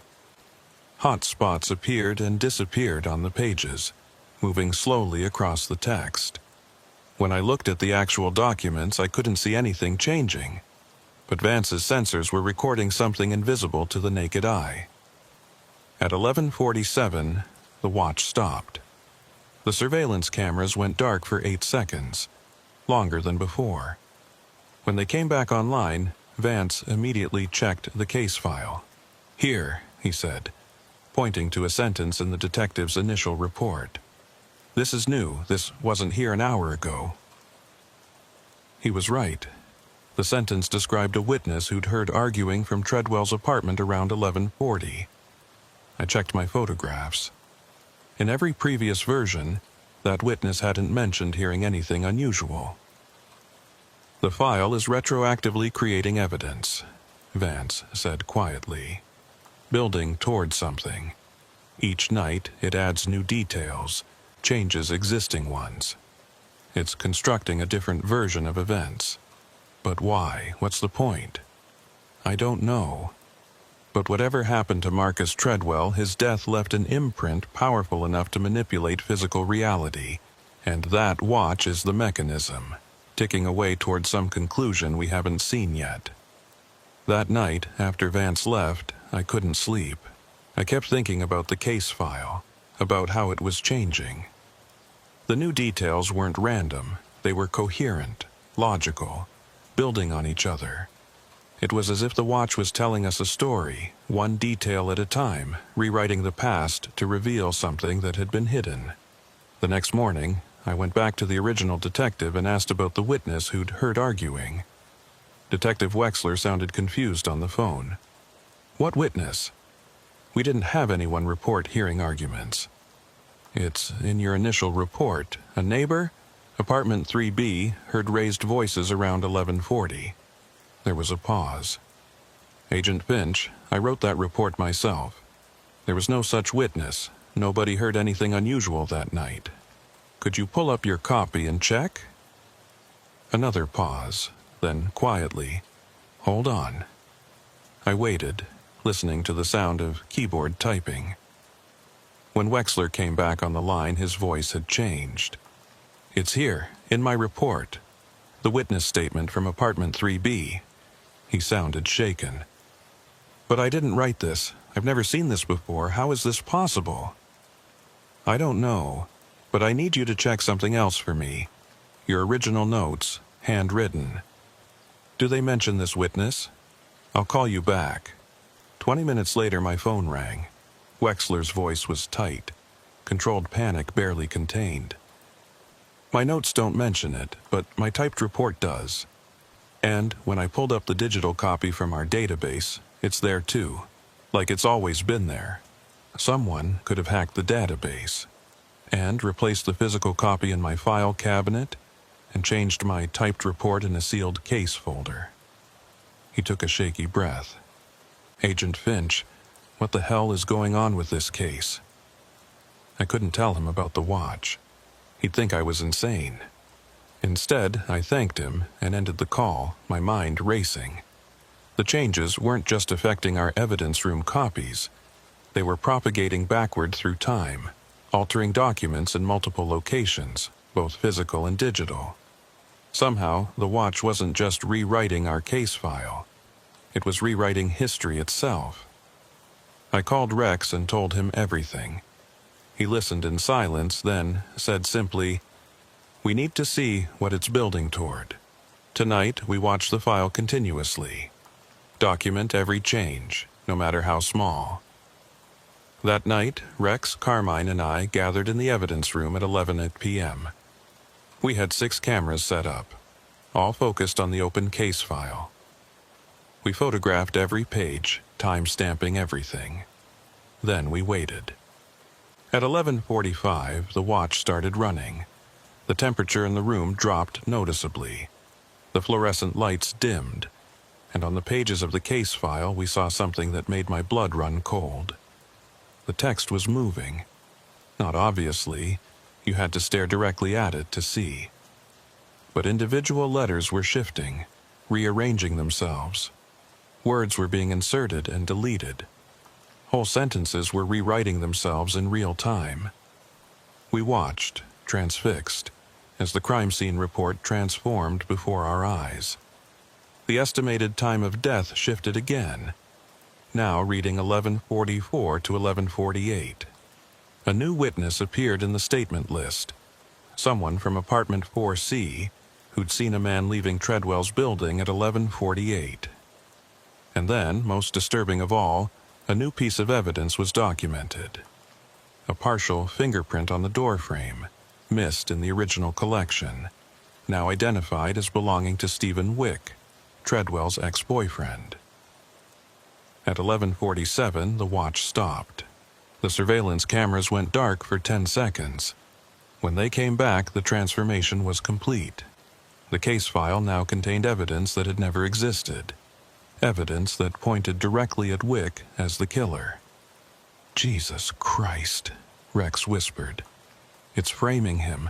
The watch is retroactively creating evidence against the ex-boyfriend."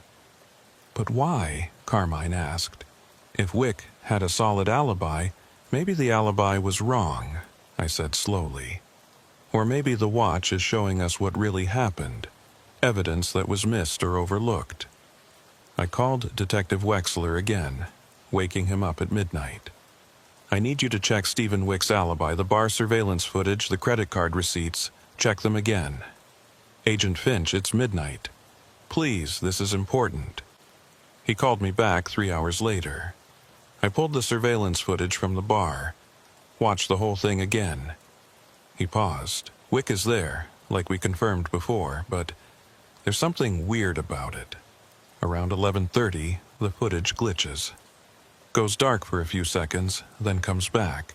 When it resumes, Wick is in a different position, wearing a different shirt." My heart was pounding. Different how? In the earlier footage, he's wearing a blue button-down. After the glitch, it's a black t-shirt. But the timestamp doesn't jump. The clock runs continuously. It's like the footage was edited, but the metadata shows no tampering. What about the credit card receipts? Still show purchases at the bar from 10 p.m. to 1 a.m. But now that I'm looking at them again, the signatures look different, like they were signed by different people. The alibi was falling apart. Or rather, it had always been false, and now reality was correcting itself to show the truth. Stephen Wick hadn't been at that bar. He'd been at Marcus Treadwell's apartment, and somehow he'd manufactured an alibi that had fooled everyone. Until a stopped watch started running again. "You need to bring Wick in for questioning," I told Wexler. "Something's wrong with this case. The evidence is changing, and it's all pointing at him." "Evidence doesn't just change, Agent Finch." "I know, but this time it did. Trust me on this." The next day, Detective Wexler called Stephen Wick in for a follow-up interview. I sat in the observation room with Rex, watching through the one-way mirror as Wexler walked Wick through his timeline for the night of the murder. Stephen Wick was a thin man in his late 30s, well-dressed, carefully composed. He answered every question smoothly, reciting his alibi with the confidence of someone who'd told the story many times. I was at Rusty's on 9th Avenue from about 10 p.m. until closing. I met some friends, had a few drinks. You've seen the surveillance footage. You know I was there. "We have," Wexler said. "But I'm curious about something. You said you were wearing a blue shirt that night." Wick hesitated, just for a fraction of a second. "Yes, blue button-down. Why?" "The surveillance footage shows you in a black t-shirt. After 11:30. "That's not possible. I was wearing blue all night." Wexler slid a photo across the table, a still from the surveillance footage. "This is you at 11:45 p.m., black t-shirt. Can you explain that?" Wick stared at the photo, his composed expression cracking. I don't know. Maybe I changed shirts. Maybe I spilled something. Did you leave the bar at any point during the evening?" "No, I was there the whole time." "The bartender doesn't remember you. I showed him your photo. He worked that night, and he doesn't remember serving you. He probably just forgot. It was months ago." Wexler leaned forward. "Stephen, I'm going to ask you directly. Did you go to Marcus Treadwell's apartment on the night of August 15th? "No, I told you I was at the bar." "Your fingerprint was found on his door frame." Wick went very still. "That's not possible. We have a partial print, matched it to your file from your previous arrest for vandalism. You were at Treadwell's apartment that night." "I wasn't." But his voice had lost its certainty. I watched from the observation room as Wick slowly unraveled. The alibi he'd constructed so carefully was falling apart, contradicted by evidence that hadn't existed 3 weeks ago, but now seemed to have always been there. The surveillance footage with its suspicious glitch, the fingerprint that had been missed in the original collection, the witness who'd seen someone matching Wick's description leaving the building. After 2 hours of questioning, Wick finally broke. "I loved him," he said quietly, tears streaming down his face. "I loved Marcus, and he threw it away. 6 years together, and he just decided it was over. Wouldn't even talk about it. Just said he'd moved on like I was nothing. So you went to his apartment that night." "I just wanted to talk. To make him understand. I wasn't going to hurt him. I needed him to listen." "What happened?" Wick's hands were shaking. "He wouldn't let me in. Stood in the doorway and told me to leave, that he'd call the cops if I didn't go. I got angry. I pushed him. He fell, hit his head on the coffee table. And then he closed his eyes. He was just lying there, bleeding. And I panicked. I ran. He was shot, Stephen, twice in the chest. No, I didn't shoot him. I pushed him. He fell. And I left. I didn't have a gun. I've never owned a gun." Wexler glanced at the mirror, toward where Rex and I were watching. Something was wrong. Wick's confession didn't match the physical evidence. Treadwell had been shot, not beaten. There was no head trauma, no evidence of a fall, but Wick believed what he was saying. The guilt, the emotion, it was all genuine. He believed he'd killed Marcus Treadwell by pushing him, which meant either he was lying or something else had happened that night. Something the Watch was still trying to reveal. Stephen Wick was arrested and charged with second-degree murder. The prosecutor was confident. They had the confession, the fingerprint evidence, the suspicious alibi. It seemed like an open and shut case, but I couldn't shake the feeling that something was wrong. Wick's confession didn't match the cause of death. And the way the evidence had appeared, retroactively writing itself into the case file, suggested we were missing something crucial. That night, I returned to the evidence room alone. It was past midnight, the building nearly empty. I sat at my desk with Marcus Treadwell's case file spread out before me, comparing my early photographs to the current documents. The changes were extensive now. An entire alternate timeline had been constructed piece by piece over the past month. But looking at it carefully, I noticed something strange. The evidence pointed at Stephen Wick, but not in a way that matched his confession. The fingerprint, the witness sightings, the glitched surveillance footage, they suggested Wick had been at the scene, but nothing explained the gunshot wounds. At 11:45, the watch started running. I sat very still, watching it through the evidence bag. The second hand swept around the face, tick, tick, tick, counting down the final 2 minutes of Marcus Treadwell's life. But this time something different happened. At 11:46, a new piece of paper appeared in the case file. I don't mean it materialized out of thin air. Nothing that dramatic. But when I looked down at the document spread across my desk, there was a page I hadn't seen before. A ballistics report, freshly printed, the ink still smelling sharp and chemical. I picked it up with shaking hands. The report analyzed the bullets recovered from Marcus Treadwell's body. According to the analysis, the striations on the bullets matched a weapon registered to someone other than Stephen Wick. The gun belonged to Marcus Treadwell himself. I stared at the report, my mind racing. Treadwell had owned a firearm. A 9mm pistol, registered legally, kept in his apartment for protection. The original case file hadn't mentioned it, probably because it hadn't been found at the scene. The killer had taken it. But according to this new report, the bullets in Treadwell's body had come from his own gun. At 11:47, the watch stopped. The surveillance cameras went dark for 15 seconds, longer than ever before. When they came back online, I looked at the case file and found more new material. A witness statement from apartment 2A.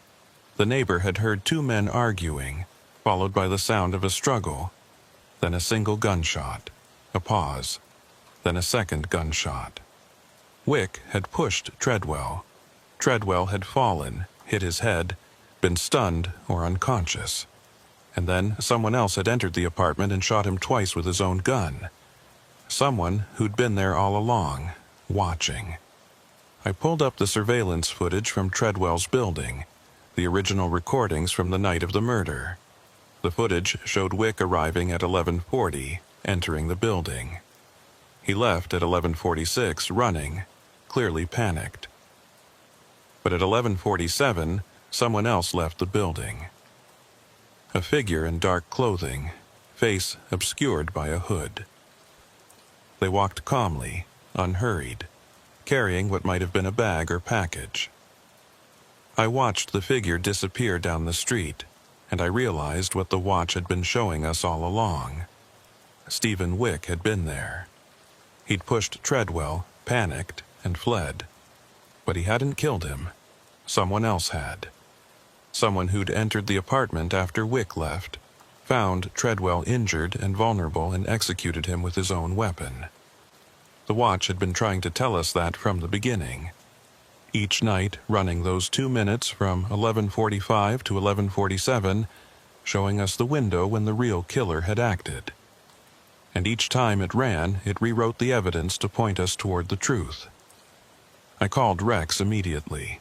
He was at the office within 30 minutes, and together we went through the new evidence. The ballistics report, the witness statement, the surveillance footage that had always been there but never examined closely enough. "We need to identify that figure," Rex said, pointing at the hooded person on the screen. "They're our real killer." I enhanced the footage as much as I could, but the quality was poor and the person had been careful to avoid showing their face. But there was one detail, a distinctive watch on their left wrist.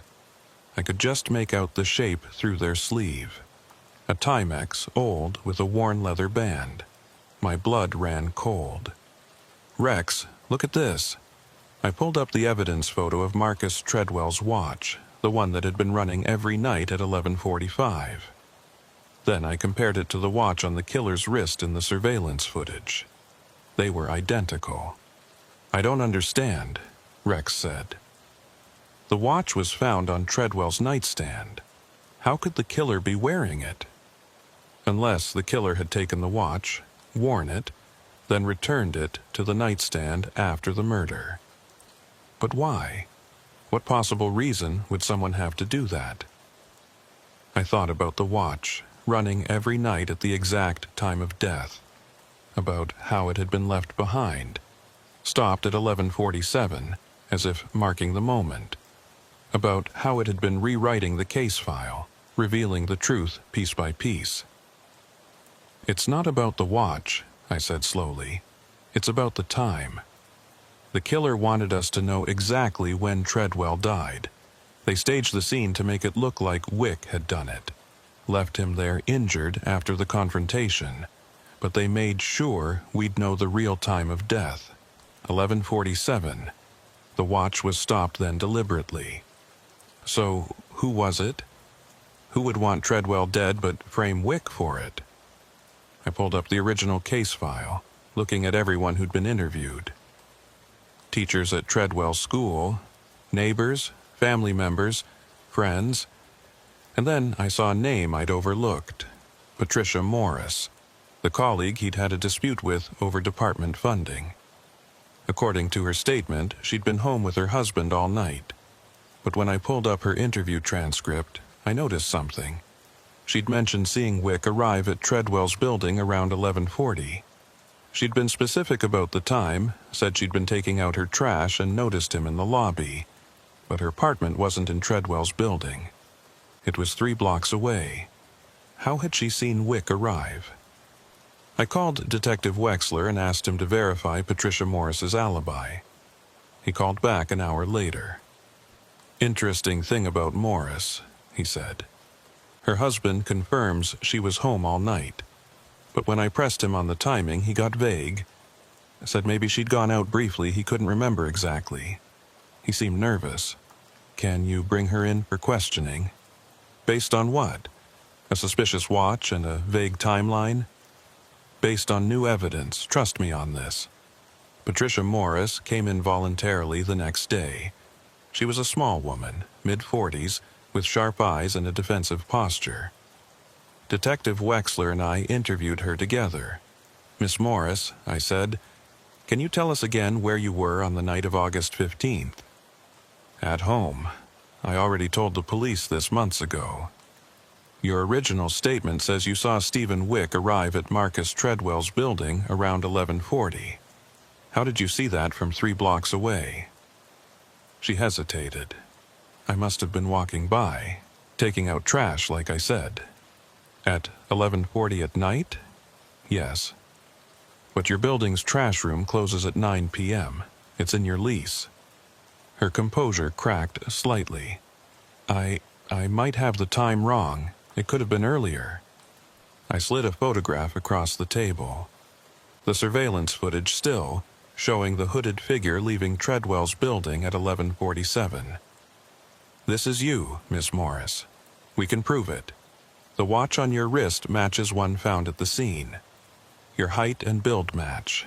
And we have a witness who places you near Treadwell's apartment at 11:45. That's not me. I was home. We also have the murder weapon, Treadwell's own gun, which you took from his apartment. We found your fingerprints on the grip. That was a lie. We didn't have the gun, and the fingerprint evidence was part of the watch's retroactive writing. But Morris didn't know that. Her face went pale. "You can't have my prints. I wore gloves." The room went silent. Wexler and I exchanged glances. She'd just confessed. "Why don't you tell us what really happened?" I said gently. Patricia Morris sat very still for a long moment. Then she started talking. She'd been having an affair with Marcus Treadwell for 2 years. It had started as a professional relationship. They were both math teachers at the same school, and evolved into something more. She'd fallen in love with him. He'd promised to leave Stephen Wick to start a life with her. But when he finally broke up with Wick, it wasn't to be with Patricia. He'd simply wanted to be alone. He'd ended things with her gently but firmly. Said he needed time to figure out who he was. "I couldn't accept that," she said quietly. "I'd given up so much for him. My marriage was failing because of our affair. I'd risked everything, and he just dismissed me, like I was nothing." On the night of August 15th, she'd gone to his apartment to confront him. She'd waited outside, planning what to say. And then she'd seen Stephen Wick arrive, watched him argue with Treadwell in the doorway. She'd seen Wick push Marcus, seen Marcus fall and hit his head. "I thought Wick was going to kill him, but he just ran. Left Marcus there on the floor, bleeding. I went inside to help, to call an ambulance. But when I got there, she closed her eyes. Marcus looked up at me, and he said, "Not you, anyone but you," like I was the last person he wanted to see. "So you shot him?" I don't know what happened. I was so angry, so hurt. I saw his gun on the table. He'd gotten it out when Wick was pounding on the door, put it down when Wick left, and I just picked it up. I didn't even think. I just wanted the pain to stop. She'd shot him twice. Then she'd panicked, realizing what she'd done. She'd taken his watch, the one he'd worn every day, the one she'd given him as a gift early in their affair, and put it on her own wrist. Some impulse to take something of his, to prove to herself that he'd been real, that what they'd had was real. Then she'd left, calmly walking out of the building.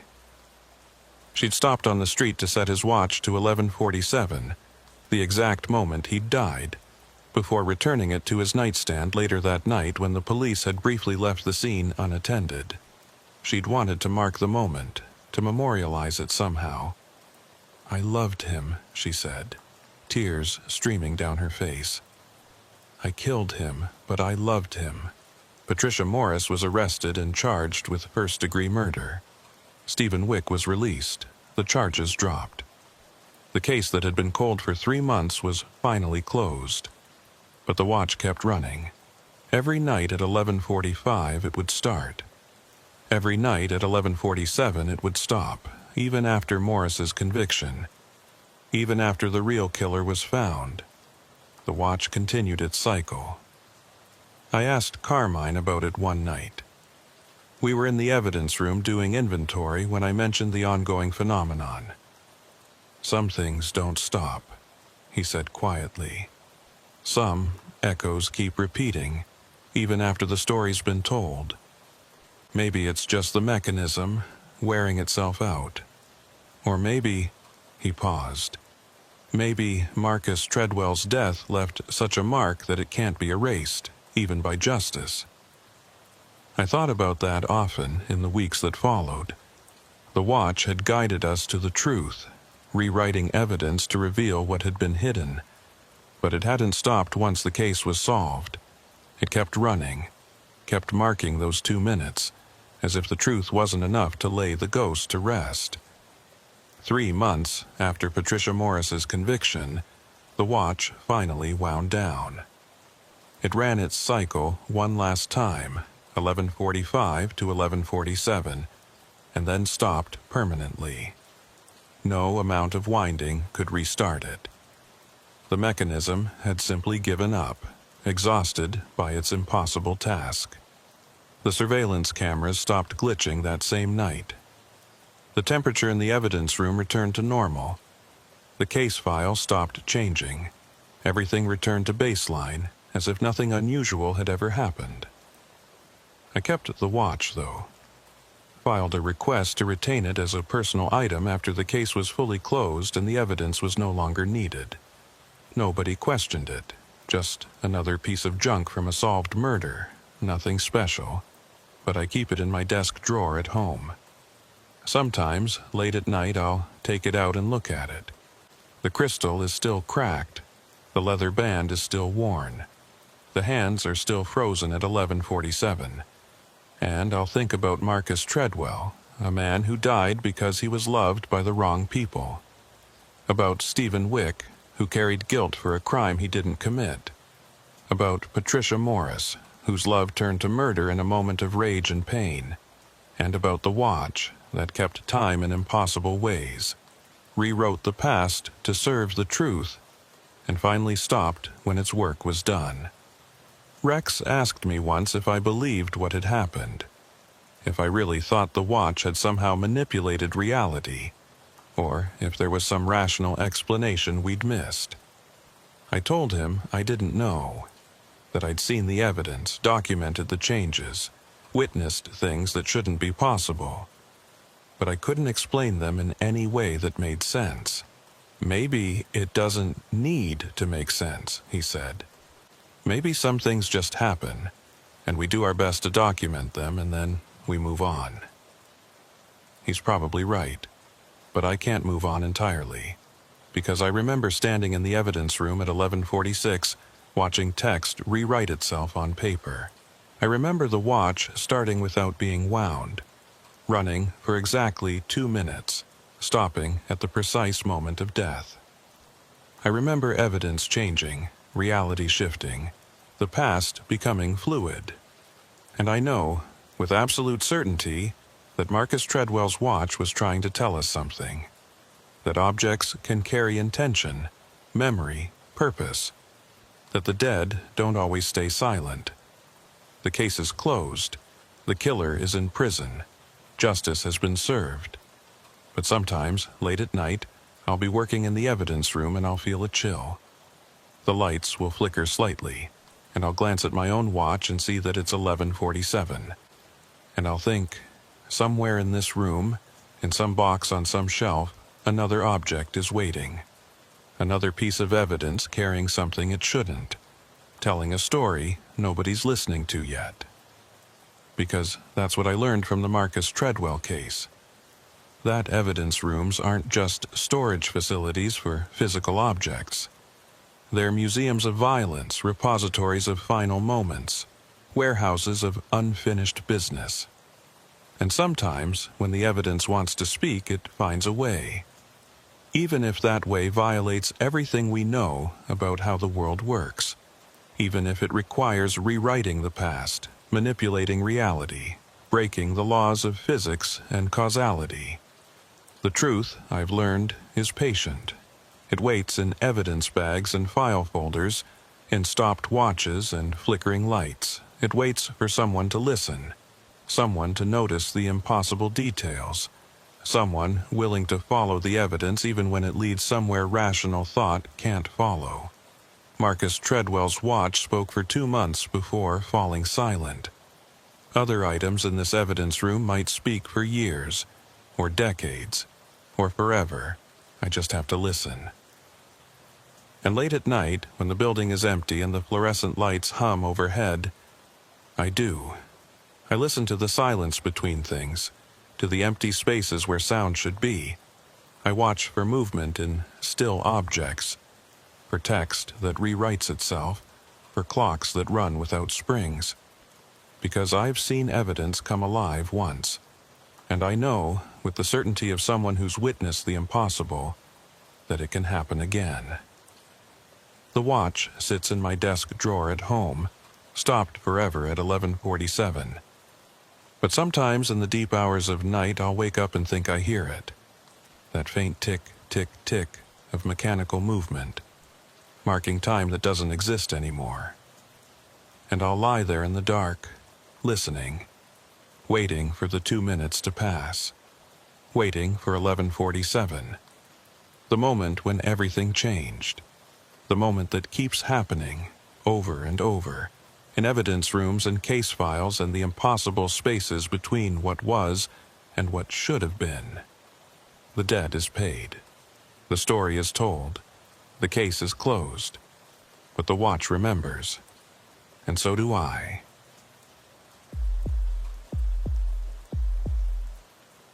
The missing person report came across my desk on a Thursday afternoon in late October, when the Adirondacks were at their most deceptive. All those reds and golds and burnt oranges, like the mountains were trying to distract you from what they really were. 6 million acres of wilderness where people disappeared and sometimes never came back. I'm Jonas Mercer, field analyst for the FBI's Albany office. I don't carry a gun. I carry databases, geographic profiles, and a laptop that weighs more than most service weapons. My job is to sit in climate-controlled rooms and tell agents where to look. But sometimes, when a case gets strange enough, they send me out to look myself. The office was quiet that afternoon. Most of the field agents were out working cases, and the administrative staff had that glazed look people get when they're counting down the hours until Friday. Outside my window, Albany looked gray and tired. The kind of autumn day where the sun never quite breaks through the clouds. I was reviewing data on a smuggling operation when Levi Quayle appeared in my doorway. Levi had a way of materializing without sound, like a ghost or a bad conscience. He was tall and thin, with close-cropped silver hair and a face that looked like it had been carved from something harder than flesh. In 20 years with the Bureau, I'd never seen him smile. Not once. "Mercer," he said. "Got something for you." I saved my work and turned to face him. "What kind of something?" He stepped into my office and closed the door behind him, which was never a good sign. Levi only closed doors when he was about to tell you something that shouldn't leave the room.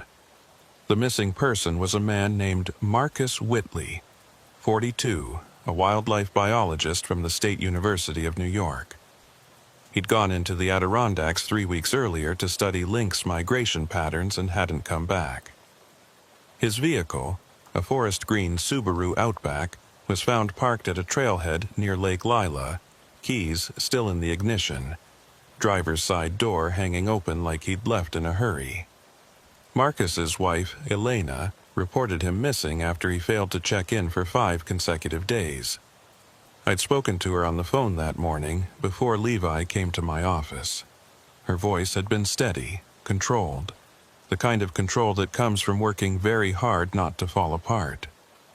"Marcus is careful," she'd told me. "He knows the risks. He's been doing field work for 15 years. He wouldn't just vanish without a reason." "Did he seem worried about anything before he left? Any concerns about the work?" There had been a pause on the line. "He said something strange the night before he went into the forest. We were having dinner, and he got this look on his face. Distant, like he was working out a puzzle in his head. I asked him what he was thinking about, and he said, what if the lynx aren't the only things being tracked?" "What did he mean by that?" "I don't know. I asked him to explain, but he just shook his head and changed the subject. I thought maybe he was worried about the poachers, that they'd figured out he was reporting to the authorities, but now—" Her voice had cracked slightly. "Now, I think it was something else, something he couldn't explain because he didn't understand it himself." That conversation had stayed with me all morning, nagging at the back of my mind. What if the lynx aren't the only things being tracked? It sounded paranoid, or maybe just the rambling thought of someone who'd spent too much time alone in the wilderness. But there was something about it that bothered me. Marcus wasn't the type to get paranoid. His wife had been clear about that. He was methodical, rational, a scientist to his core. If he'd said something like that, he'd had a reason. His wife reported him missing after he failed to check in for 5 consecutive days. That wasn't unusual for Marcus, apparently. He'd go silent when he was deep in his research, chasing radio-collared cats through the forest, sleeping in his tent, eating cold beans straight from the can. But 5 days was his limit. After that, he always called. This time, he hadn't. "Why are we involved?" I'd asked Levi Quayle, my case supervisor, when he'd first briefed me. Levi was a 20-year veteran with the Bureau, a man whose face had settled into permanent skepticism. He had gray eyes that never seemed to blink, and a way of speaking that made everything sound like a threat.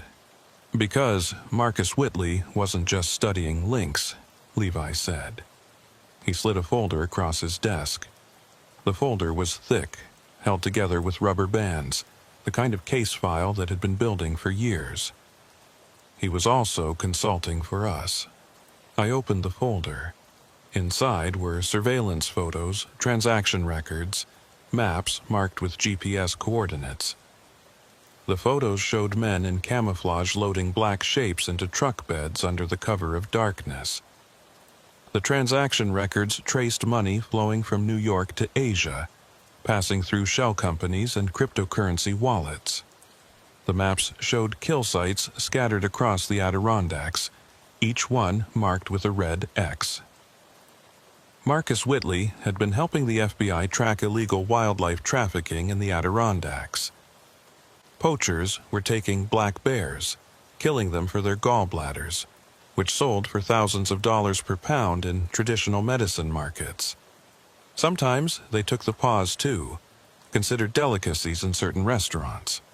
The operation was sophisticated, organized, and brutal. He was working a case. Peripherally, he wasn't an agent, just an expert consultant.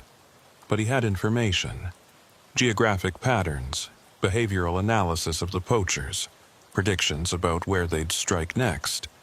He was good at it. Too good. Levi tapped one of the photos. 3 weeks ago, he told his handler that he'd found something unusual, a kill site that didn't fit the pattern. He wanted to investigate personally. What made it unusual? He wouldn't say over the phone, said it was too complicated to explain without showing it.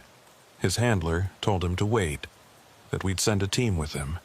But Marcus went anyway, alone, and now he's gone. You think the traffickers found out? Levi leaned back in his chair, fingers steepled under his chin. His office was sparse, almost monastic. No personal photos, no decorations, just government-issue furniture and a single window that looked out over the parking lot. I think someone should go look, and since you're the one who likes playing detective in the woods, I'm sending you. That's when he'd told me about the other case. The older one. The one that made Marcus Whitley's disappearance feel less like an isolated incident and more like a pattern. There's something else you need to know, Levi had said. Marcus Whitley wasn't the first person to go missing in that area. There was someone else, a former agent named Seraphine Mott. She disappeared in those same woods 6 years ago. The name meant nothing to me at first. I was still relatively new to the Albany office, and 6 years ago I'd been working out of the D.C. headquarters, analyzing international terrorism cases. But as Levi spoke, pulling up Seraphine's file on his computer, I started to understand why he looked so tense. Seraphine Mott had been a criminal investigative specialist, not quite an agent, but close. She'd worked cold cases, disappearances, unsolved homicides. Her specialty was pattern recognition, finding connections that others missed. Apparently, she'd been very good at it. What was she working on? That's classified. But what I can tell you is that she was investigating an anomaly. A pattern she'd identified in missing person cases across the Adirondacks. Hikers, hunters, researchers. Over the past 80 years, more than 40 people had vanished in a roughly 10-mile radius. Most were never found. No bodies, no evidence, just gone. I looked at the photo of Seraphine on the screen. She was in her mid-30s with dark hair pulled back in a ponytail and sharp, intelligent eyes. She looked capable, confident. Not like someone who'd disappear without a trace. You think it's connected? Seraphine and Marcus? I don't know. But they both went to the same area. They both were investigating patterns. And they both vanished. Levi closed the file. Seraphine went into the forest to check out an old hunting cabin she thought might be significant. She filed her itinerary, followed protocol, checked in twice by satellite phone. Then nothing. We searched for 3 weeks. Helicopters, dogs, thermal imaging. Never found a trace. It was like she stepped off the edge of the world. What about her reports? What did she say about the pattern she'd found? Levi's expression darkened. That's the problem. Toward the end, her reports got strange. She started talking about things that didn't make sense. Temporal anomalies. Recursive patterns. She said the disappearances weren't random, that there was a structure to them, a sequence. But she couldn't explain what that meant. Just that it was important, that someone needed to understand it before it was too late. Too late for what? She never said. 3 days after her last coherent report, she went into the forest and didn't come back. I sat there, processing this. 2 disappearances, 6 years apart, in the same location. Both investigators, both following patterns. It could be coincidence, but in my experience, coincidences were usually just patterns you hadn't recognized yet. Why wasn't this in my initial briefing? Because it's embarrassing. Levi said bluntly. We don't like admitting we lose our own people. And because Seraphine's case was complicated, there were questions about her mental state toward the end. Some people thought she was experiencing some kind of breakdown, that the isolation, the obsession with the case, had affected her judgment. If we acknowledge the connection between her disappearance and Marcus's, we have to acknowledge that maybe she was onto something, that maybe she wasn't unstable, that maybe something really is happening in those woods. You believe her? Levi was quiet for a long moment, his gray eyes fixed on some point beyond my shoulder. I knew Seraphine, worked with her on 2 cases before she disappeared. She was one of the best analysts I've ever seen. If she said there was a pattern, there was a pattern. Whether that pattern is something we can understand. He shook his head. That's what I need you to find out. That's how I found myself driving north on Route 30 2 days later, watching the trees close in on both sides of the road like they were trying to swallow it. The Adirondacks have a way of making you feel small. These mountains are old, older than the Rockies, worn down by time into something more subtle and more patient. They don't announce themselves, they just wait. The drive took 4 hours. I left Albany in the pre-dawn darkness, my rental car loaded with gear I'd requisitioned from the field equipment locker. Tent, sleeping bag, water filtration system, first aid kit, climbing rope, emergency beacon. Everything I might need to survive in the wilderness for a week. I'd also brought my laptop, 2 external hard drives full of case files, and a portable solar charger. If I was going into the forest, I was bringing my work with me. The highway was mostly empty at that hour. A few long-haul trucks, their headlights cutting through the darkness like searchlights. The occasional car heading in the opposite direction, people fleeing the mountains for the cities. I passed through small towns that looked like they'd been abandoned decades ago and were only now being slowly repopulated by people who couldn't afford to live anywhere else. Gas stations with rusted pumps, motels with half their letters burned out, diners that might have been charming once but now just looked defeated. As the sun came up, the landscape changed. The flat, agricultural land around Albany gave way to rolling hills, then to something more dramatic. The Adirondacks aren't technically mountains in the geological sense. They're a dome of ancient rock that's been pushed up from below, then carved by glaciers into the shapes we see today. The result is a landscape that feels simultaneously ancient and unstable, like it might shift under your feet at any moment. I stopped for breakfast in a town called Speculator, population 800 and change. The diner was one of those classic upstate New York establishments, all chrome and red vinyl, with a menu that probably hadn't changed since 1975. I ordered coffee and eggs, sat at the counter, and tried not to think too hard about what I was about to do. The waitress was a woman in her 60s with iron gray hair and the kind of weathered face you get from living through too many hard winters. She poured my coffee without asking if I wanted a refill and gave me a look that suggested she'd sized me up and found me wanting. "You're not from around here," she said. It wasn't a question. "Albany, I'm with the FBI." I showed her my credentials, more out of habit than necessity. She glanced at the badge, unimpressed. "You're the 3rd person from the government who's come through here this month asking about the missing biologist. Who else came?"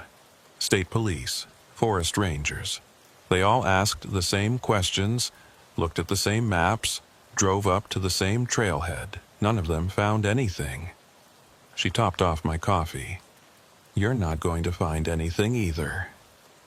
"Why do you say that?" "Because people who go missing up there don't want to be found, or can't be. Either way, it's the same result." She moved away to serve another customer, leaving me alone with my eggs and that cryptic statement. I finished my breakfast and got back on the road. The last stretch to Long Lake took another hour, the road narrowing to 2 lanes and then effectively to 1 as the forest pressed in from both sides. The trees here were different from the forests I was used to. Denser, darker. The pines and hemlocks grew so close together that even in late October, with many of the hardwoods bare, the forest felt oppressive, like it was watching you, waiting for you to make a mistake. I arrived at the ranger station in the village of Long Lake just before sunset. The ranger on duty was a woman in her 50s named Carol Dennison, with iron gray hair pulled back in a braid and the kind of weathered face you get from spending most of your life outside. FBI?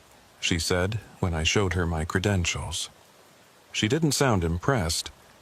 Her office was small and cluttered, every surface covered with maps, permits, incident reports. A radio crackled quietly in the corner, occasionally burping out static-laden communications from rangers in the field. You're the 3rd person who's asked about Marcus this week. Who else came looking? His wife. Came up here 4 days ago, desperate for answers. Poor woman, I could see it in her eyes, that terrible hope that maybe we'd missed something, maybe there was still a chance. Carol shook her head. I had to tell her the same thing I'm going to tell you. We searched a 20-square-mile area. Dogs, helicopters, ground teams. If Marcus was out there, we would have found him. You said someone else came looking too. Some private investigator Elena Whitley hired. City boy, fancy gear, no idea what he was doing. I took him up to the trailhead, showed him the route Marcus usually took. He spent one night in the forest and came back the next morning, looking like he'd seen a ghost. Said he felt like he was being watched, like the forest itself was aware of him. She snorted. Probably just spooked by a bear. Did he find anything? If he did, he didn't share it with me. Just packed up his gear and drove back to wherever he came from. Elena called me the next day, furious. Said he'd taken her money and given her nothing but excuses. Carol pulled out a map and spread it across the counter. It was a topographic map of the area, covered in notations and markings in different colors. This is where we found his car. She tapped a spot near the southern edge of Lake Lila. This is the route he usually took when he was tracking the lynx. Her finger traced a meandering path through the forest, following ridge lines and creek beds. I studied the map carefully. Marcus's usual route formed a rough loop, starting at Lake Lila and circling northeast before coming back around. The terrain was challenging, but not impossible. Elevation changes of 1,000 feet or more, dense forest, multiple water crossings. But for someone with Marcus's experience, it should have been manageable. How far is that? 15, maybe 20 miles. Most people could do it in 2 days if they pushed. Marcus could probably do it faster. He knew these woods better than anyone. Better than me, and I've been working here for 30 years. But he didn't come back. No. She looked up at me, and I saw something in her expression that I couldn't quite identify. Worry, maybe, or something else. Something that made the hair on the back of my neck stand up. He didn't come back. I pointed to a small square marked on the map, about 8 miles north of Marcus's usual route. What's this cabin? Carol's expression changed. It was subtle, just a slight tightening around her eyes, but I'd been trained to notice micro-expressions. Whatever this cabin represented, it made her uncomfortable. Abandoned hunting lodge. Been there since the 30s, I think. Some rich family from New York City built it, used it for a few years, then let it rot. The state took it over decades ago, but never did anything with it. Hikers use it sometimes when the weather turns bad. We're supposed to keep it maintained, but... She shrugged. Budget cuts. We barely have enough staff to cover the main trails, let alone worry about some old cabin in the middle of nowhere. Could Marcus have gone there? Could have. but there's no reason he would. It's off his usual route, way off. He'd have to deliberately decide to go there, and I can't think of why he would. But I could. If Marcus had found something unusual, something that didn't fit the pattern of the poaching operation, he might have wanted to investigate somewhere remote, somewhere away from the areas where poachers were active. The cabin would be perfect for that. When's the last time anyone checked on the cabin? Carol frowned, thinking. Must be 2-3 years ago. There was a hiker who got injured near there, broke his ankle. Ranger went out to assist, said the cabin was still standing, but pretty run down. Why? Just curious. I took out my phone and photographed the map, making sure to capture the cabin's location. Mind if I borrow this? I can make you a copy. Carol went to an ancient photocopier in the corner and fed the map through. While she worked, I looked at the incident reports pinned to a corkboard on the wall. Most were routine. Medical emergencies, lost hikers, wildlife encounters. But one caught my eye. It was from 6 years ago. A request for search and rescue assistance for a missing federal investigator named Seraphine Mott. The report listed her last known location as approximately 2 miles southeast of the hunting cabin. "This investigator," I said, pointing to the report. "Do you remember her?" Carol glanced over, and again I saw that flicker of discomfort. "I remember. Hard to forget. She was thorough, professional, asked a lot of questions about the cabin, about people who'd gone missing in the area, said she was working on a long-term project, some kind of historical analysis. Did she seem," I searched for the right word, "unstable?" Not at all. She seemed more grounded than most of the agents I deal with. Knew exactly what she was looking for, or thought she did. Carol handed me the photocopied map. "Look, I don't know what you're expecting to find out there, but be careful. Those woods have a way of getting inside your head. You're out there alone for too long, you start hearing things, seeing things.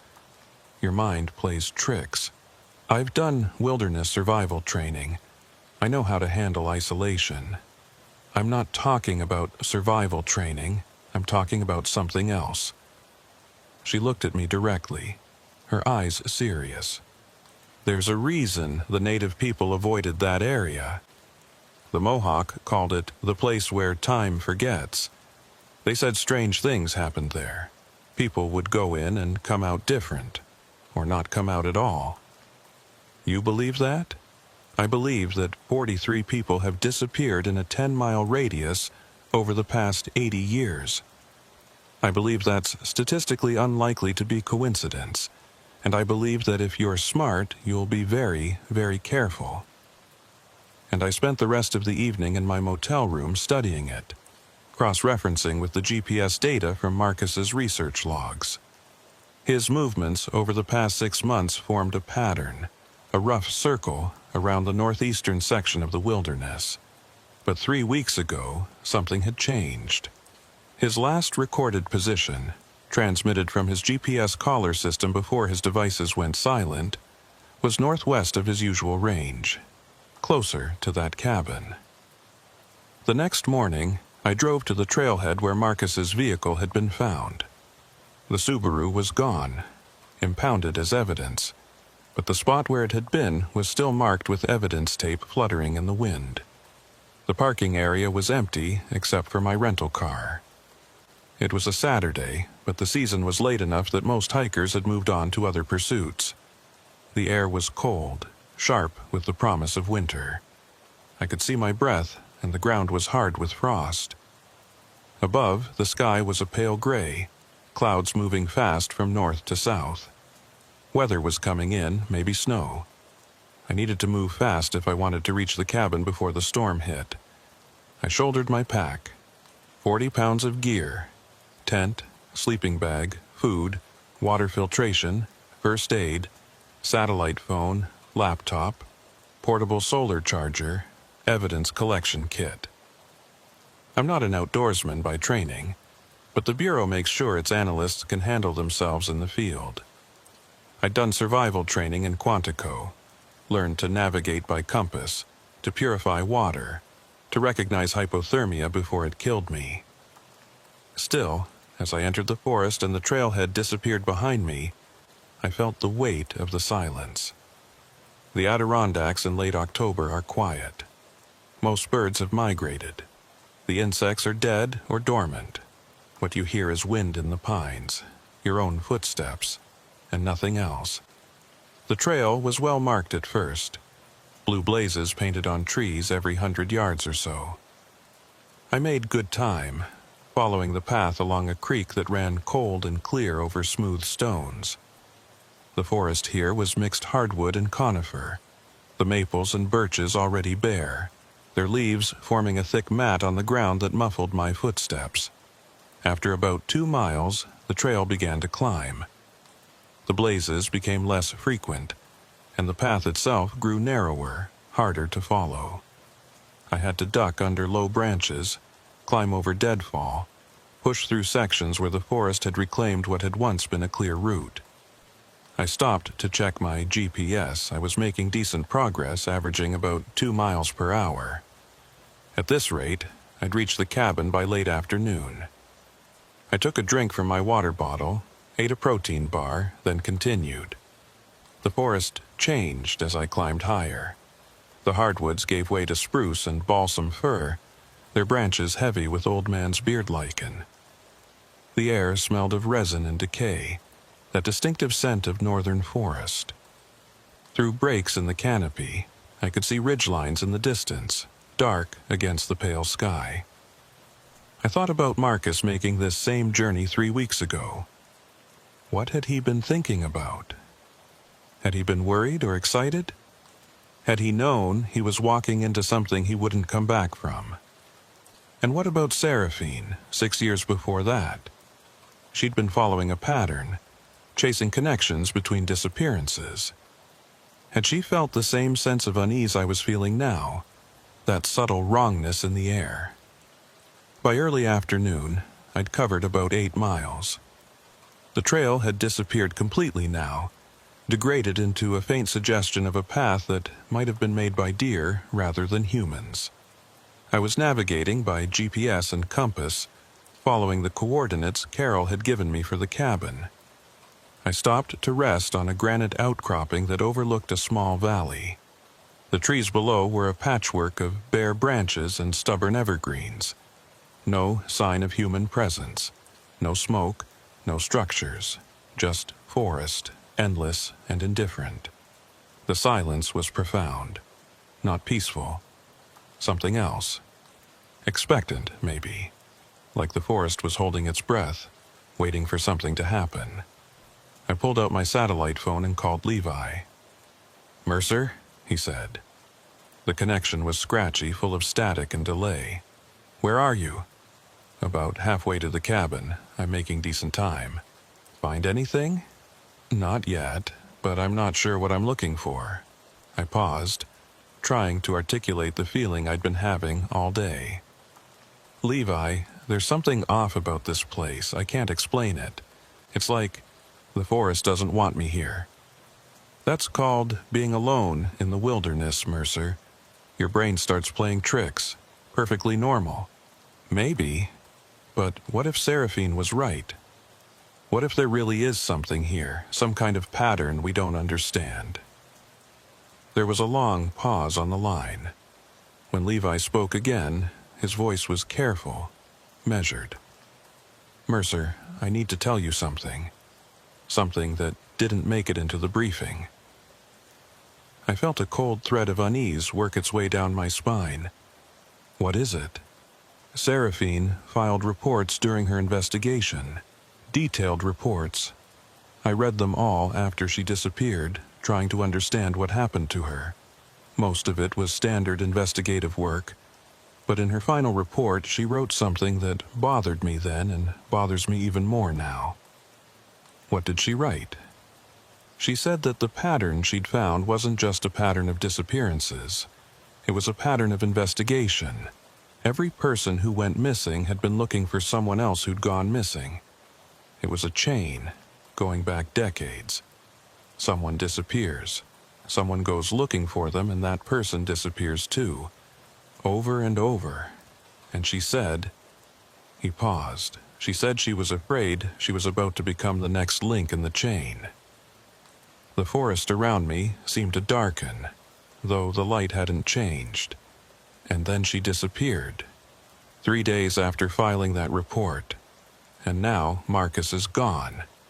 And you're out there looking for him. I understood what he was saying. I was potentially the next link in the chain. If the pattern was real, if it had some kind of, what? Agency? Purpose? Then I was walking directly into it. Why didn't you tell me this before I left? Because I wasn't sure it mattered. I thought Seraphine was seeing patterns that weren't there, connections that were just coincidence. But now, another pause. Now I'm not so sure. If you want to abort, come back. I won't question it. I won't put it in your file. You can just walk away.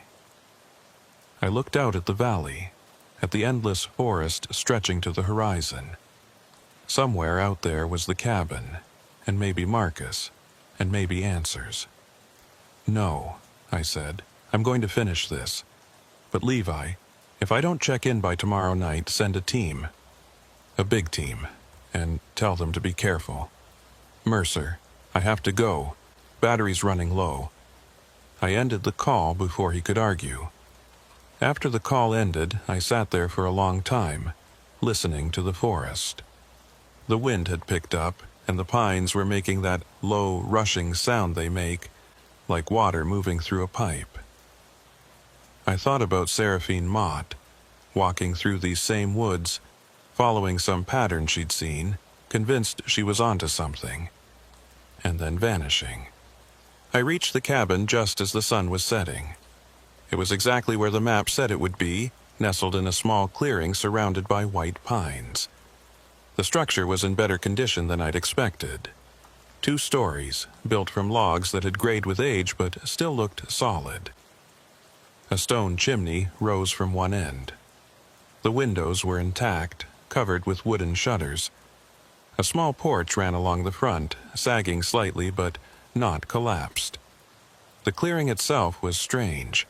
Perfectly circular, maybe 50 feet in diameter, with the cabin at its exact center. The grass was dead and brown, but it had been mowed at some point, recently enough that I could still see the pattern. Who had been maintaining this place? I stood at the edge of the trees, watching the cabin. Something about it made me reluctant to approach. It looked too neat, too preserved, like it had been waiting for someone. The light was fading fast. If I was going to explore the cabin, I needed to do it now, before full dark. I adjusted my pack and walked across the clearing. The silence was absolute. No wind, no birds, no rustling in the undergrowth. Just my footsteps on dead grass, each one seeming unnaturally loud. I reached the porch and stopped. There were boot prints in the dust on the wooden planks. Recent prints, not yet degraded by weather. Someone had been here within the past few days. Maybe Marcus. Maybe someone else. I approached carefully, one hand on the pepper spray on my belt. I'm not authorized to carry a firearm, but I'm not stupid either. I called out, "Hello? Anyone here?" No answer. Just the settling creak of old wood and the vast silence of the forest. The front door was unlocked. That should have reassured me. Marcus might have left it open when he entered. But it didn't. It felt deliberate, like an invitation, or a trap. I pushed the door open and stepped inside.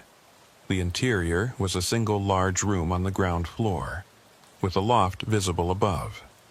There was a stone fireplace, a rough wooden table, a few chairs. Everything was covered in a thick layer of dust, but it was clear someone had been here recently. There were boot prints in the dust. A sleeping bag spread out on the floor near the fireplace. Food wrappers in the corner, A camping stove, water bottles, Marcus's gear. I recognized the sleeping bag from the description his wife had given.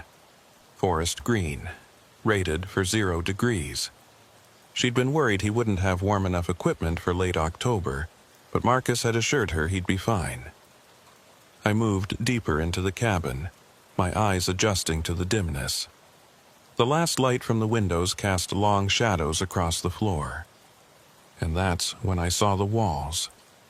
They were covered in writing, not graffiti, not the usual carved initials and obscenities you find in abandoned places.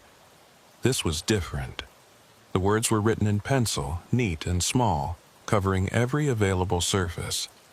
The walls, the door frames, even the ceiling beams. Hundreds of sentences, maybe thousands, all written in the same careful hand. My heart started to pound. This wasn't random. This was methodical, obsessive. Someone had spent hours, maybe days, filling every inch of surface with text. I stepped closer and started reading. Jonas Mercer will arrive on Saturday, October 19th at 6:23 p.m. My blood went cold. Today was Saturday, October 19th. I checked my watch. It was 6:21. The writing wasn't a record of something that had happened. It was a prediction about me, written before I'd even left Albany. I read the next line, my hand shaking. He will see this message and feel afraid. I was afraid, terrified. Every instinct I had was screaming at me to leave, to run back to the trailhead, to get as far away from this cabin as possible.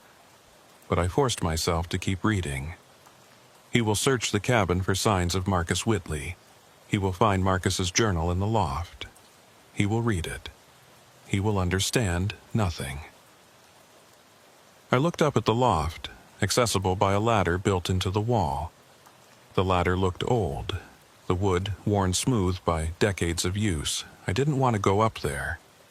I didn't want to find what I was being told I would find. But I'm an analyst. My job is to follow evidence, even when it leads somewhere I don't want to go. I climbed the ladder. Each rung creaked under my weight. The sound was loud in the silence, jarring. As I climbed higher, I became aware of a smell.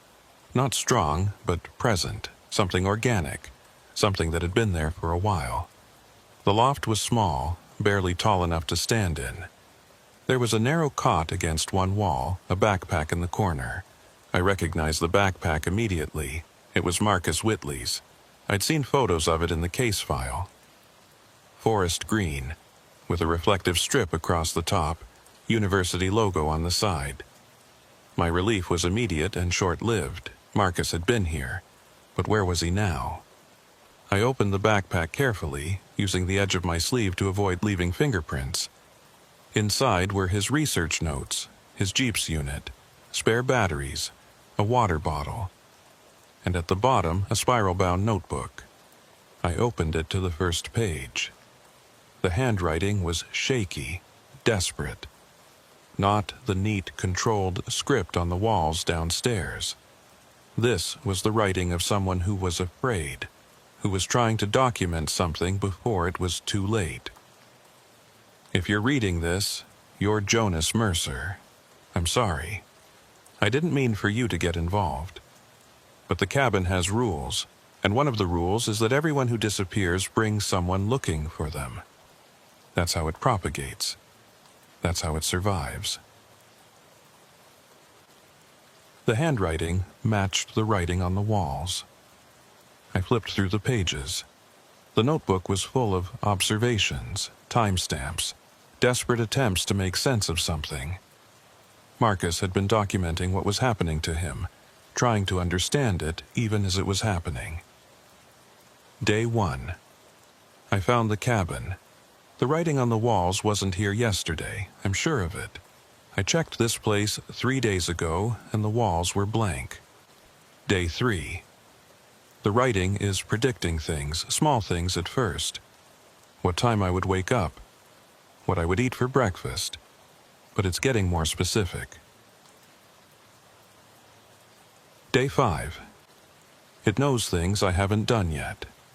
It describes conversations I'm going to have, decisions I'm going to make. I tried to prove it wrong. I did everything different from what it said, but the writing changed. It's always right. Day 8. I think I understand now. This isn't a prediction, it's a description. The writing isn't telling me what I'm going to do, it's telling me what I've already done. I'm reading about my own past, but I'm experiencing it as my future. Day 12. I can't leave. Every time I try to walk away, I find myself back here. The forest loops. I've marked trees, left trail markers, followed my own footprints. They all lead back to the cabin. It's like the woods don't have an edge anymore. Or maybe I don't. Day 15. I saw Seraphine today. She was standing in the clearing, watching the cabin. She looked exactly like her bureau photo. She didn't age, she didn't speak. When I called out to her, she walked into the trees and disappeared. I found her footprints. They were fresh. I stopped reading. My heart was hammering so hard I could feel it in my throat. Outside, it was fully dark now. I turned on my flashlight and continued reading. Day 18. The writing on the walls has reached the present. It's caught up with me. The last line on the east wall describes what I'm doing right now. It says, Marcus is reading the final entry in his notebook. He knows what comes next. But there is no next entry. I don't know what comes next. Day 19. I found more writing this morning. It was in the notebook on pages that were blank yesterday. It describes Jonas Mercer. It says the Bureau will send him to find me. It gives his arrival date and time. It says he'll find this notebook and read it. It says what he'll do after. I'm writing this now, adding to it, trying to warn him. Jonas, if you're reading this, you need to understand. The cabin isn't a place. It's a loop. It's a record of everything that happens here, written before it happens, describing it perfectly. You can't change it. You can't leave. The only way out is the entry ended there, mid-sentence. I flipped to the next page. It was blank. Then I heard the sound of footsteps on the ladder. I spun around, flashlight beam cutting through the darkness. Someone was climbing up to the loft. I backed against the far wall, my breath coming in short gasps. A figure emerged from the opening. It was a man, gaunt and bearded, wearing clothes that were torn and filthy. For a moment I thought it was Marcus Whitley. But as he stepped fully into the loft, I realized it wasn't. It was me. He looked exactly like me. Same face, same build, same clothing. But his eyes were hollow, empty of everything except a terrible understanding. "You shouldn't have come," he said. And his voice was my voice. I couldn't speak. I couldn't move. I just stood there, staring at myself, trying to process what I was seeing. "How long?" I finally managed. 3 weeks, he said. "Since I arrived. Since you arrived. It's hard to keep track. Time doesn't work right here." "This isn't possible." "I know. But you'll figure it out. You're smart. That's why Levi sent you." He smiled, and it was the saddest thing I'd ever seen. "That's why the cabin wanted you." The cabin wanted... "Read the walls downstairs. All of them. You'll see." He moved toward the ladder, and I stepped aside to let him pass. As he climbed down, I followed, my legs shaking so badly I could barely manage the rungs. In the main room, I turned my flashlight on the walls and started reading again, more carefully this time.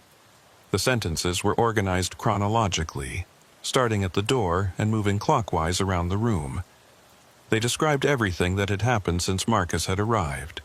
His daily routine, his attempts to escape, his growing realization that he was trapped, and interspersed throughout were other entries, descriptions of other people who had come to the cabin, names I didn't recognize at first, but then I saw one that I did.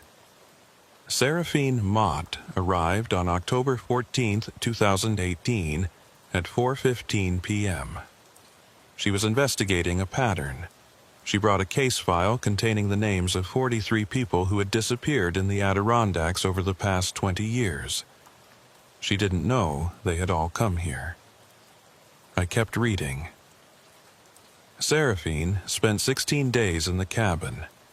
She tried to document what was happening. She took photographs, recorded audio, wrote reports, but none of it could be sent. The satellite phone didn't work.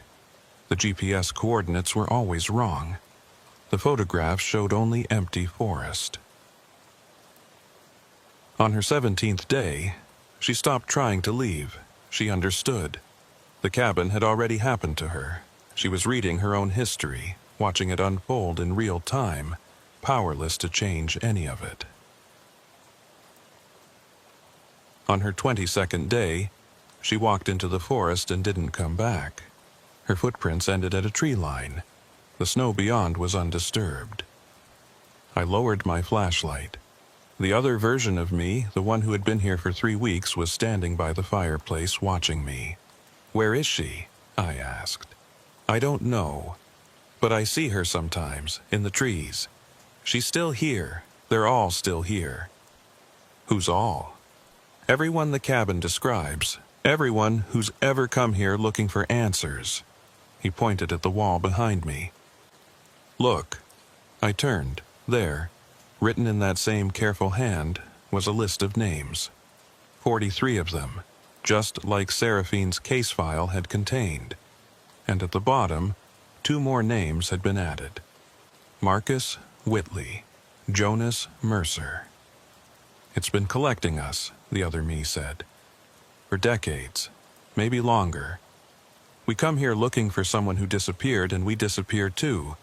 And then someone comes looking for us. The pattern repeats. That's not possible. Someone would have noticed. The Bureau would have. The Bureau has noticed. That's why they sent Seraphine.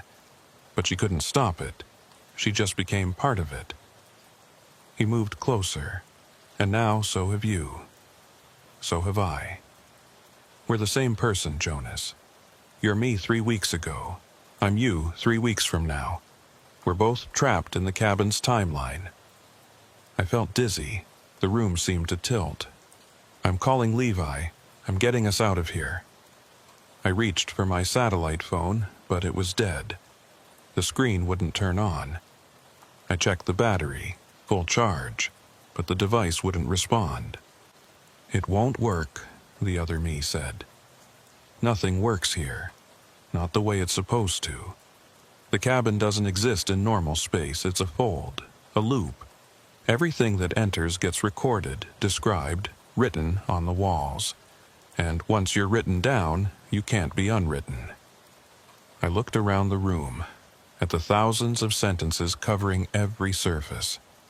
All of them describing events that had already happened, or were happening now, or would happen. All of them true. All of them inescapable. And then I saw it.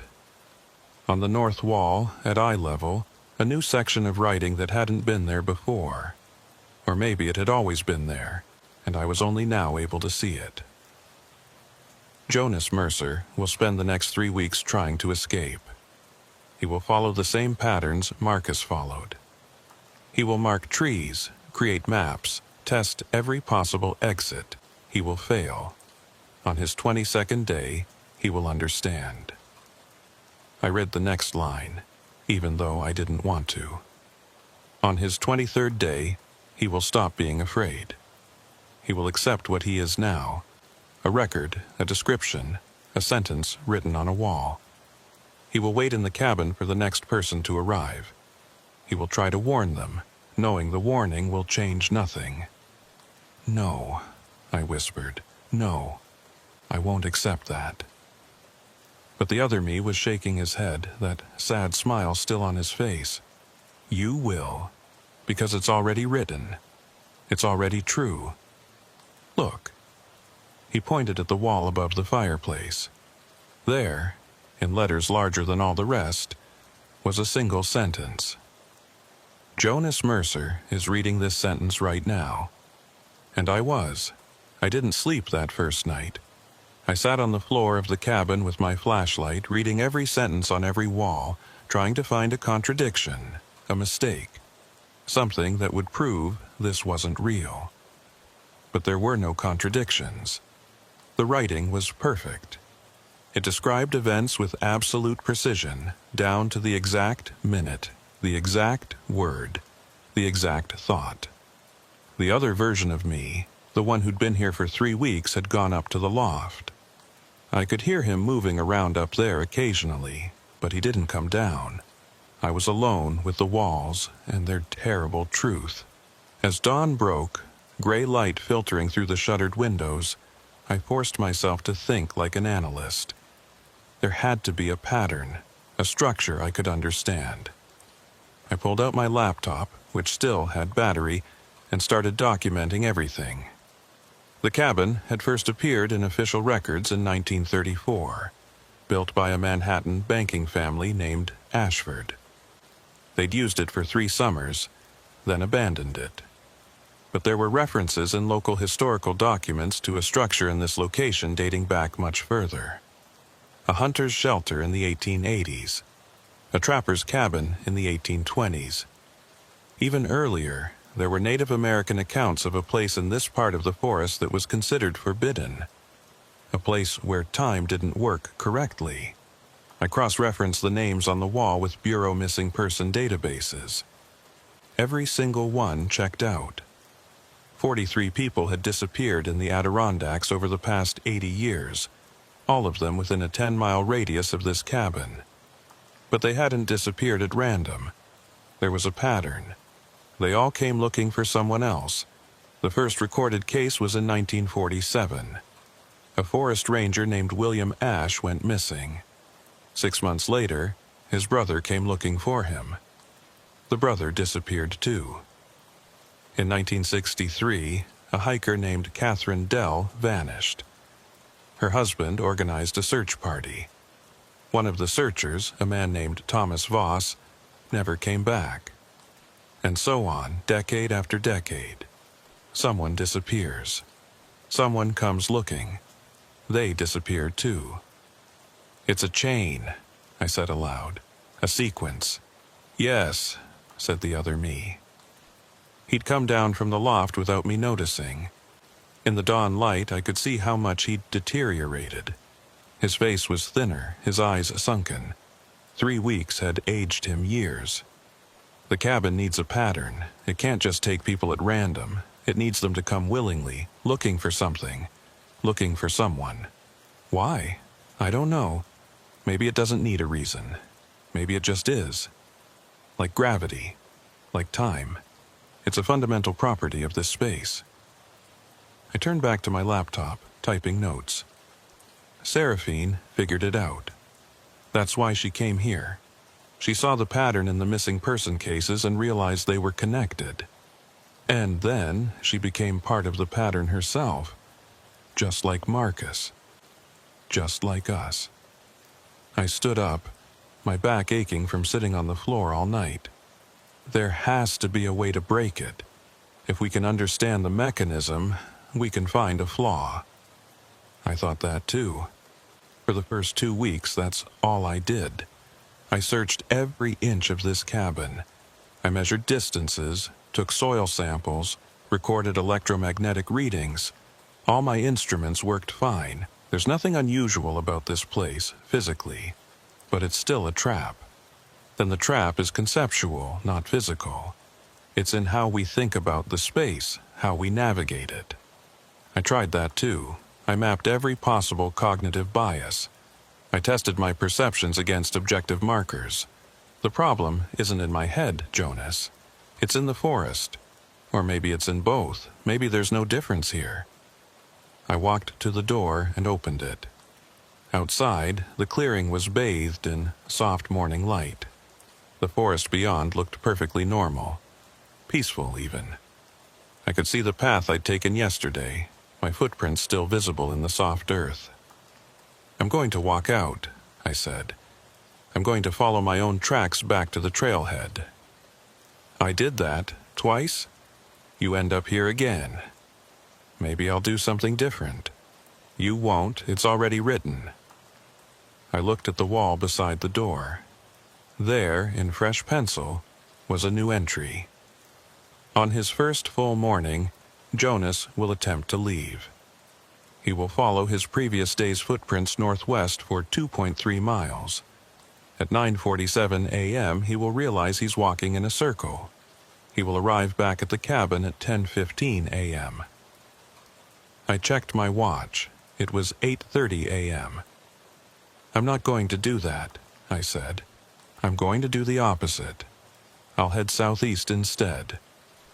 The other me just looked at me with infinite sadness. Read the next line. Jonas will decide to head southeast instead. He will walk for 1.8 miles. He will arrive back at the cabin at 10:15 a.m. My hands clenched into fists. This is impossible. You can't predict human decisions with perfect accuracy. Free will exists. Does it? Or is free will just a story we tell ourselves? Maybe every decision we make is predetermined by the state of our neurons, our environment, our history. Maybe we're all just following a script we can't see.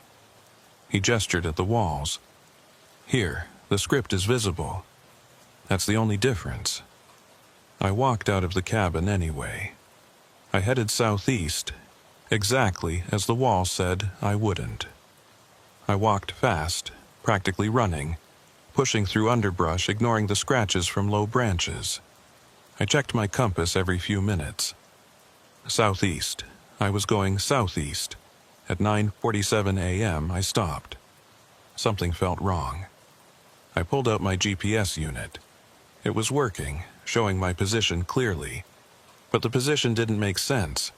According to the GPS, I was northwest of the cabin, not southeast. I turned around and started walking back the way I'd come. At 10:15 a.m., I emerged into the clearing. The cabin was there, waiting for me. The other me was sitting on the porch. He didn't say anything. He didn't need to. I went back inside and checked the wall. Below the prediction of my movements, a new sentence had appeared. Jonas will return at 10:15 a.m. He will begin to understand. Over the next 3 days, I tested every possible variable. I tried leaving at different times, in different directions. I tried not leaving at all. I tried destroying my compass, my GPS, all the tools I was using to navigate. Nothing changed. Every attempt ended the same way. I would walk for a while, certain I was going away from the cabin, and then I would be back. On the 4th day, I stopped trying to leave. Instead, I focused on the cabin itself. I tore up floorboards looking for something hidden underneath. I climbed onto the roof and inspected the chimney. I examined every log, every nail, every piece of wood. The cabin was just a cabin, old but ordinary. There was no mechanism, no device, no scientific explanation for what was happening. "You're wasting time," the other me said. He rarely spoke now. He spent most of his time sitting by the fireplace staring at nothing. "I have to try." "No, you don't. You just think you do, but it's all part of the pattern. 4 days of searching the cabin. It's written on the wall. You're just acting out what's already been described." I wanted to argue, but he was right. I checked the wall. There it was, a detailed account of everything I'd done over the past 4 days. Every floorboard I'd pulled up, every measurement I'd taken, all of it predicted, all of it accurate. That night, I read Marcus Whitley's journal again, looking for something I'd missed. His entries became increasingly desperate toward the end. He'd tried everything I'd tried with the same results. But in one of the final entries, he'd written something that caught my attention. I think the cabin is a record, not a place, but a history. Everything that happens here is being written down, but not by anyone.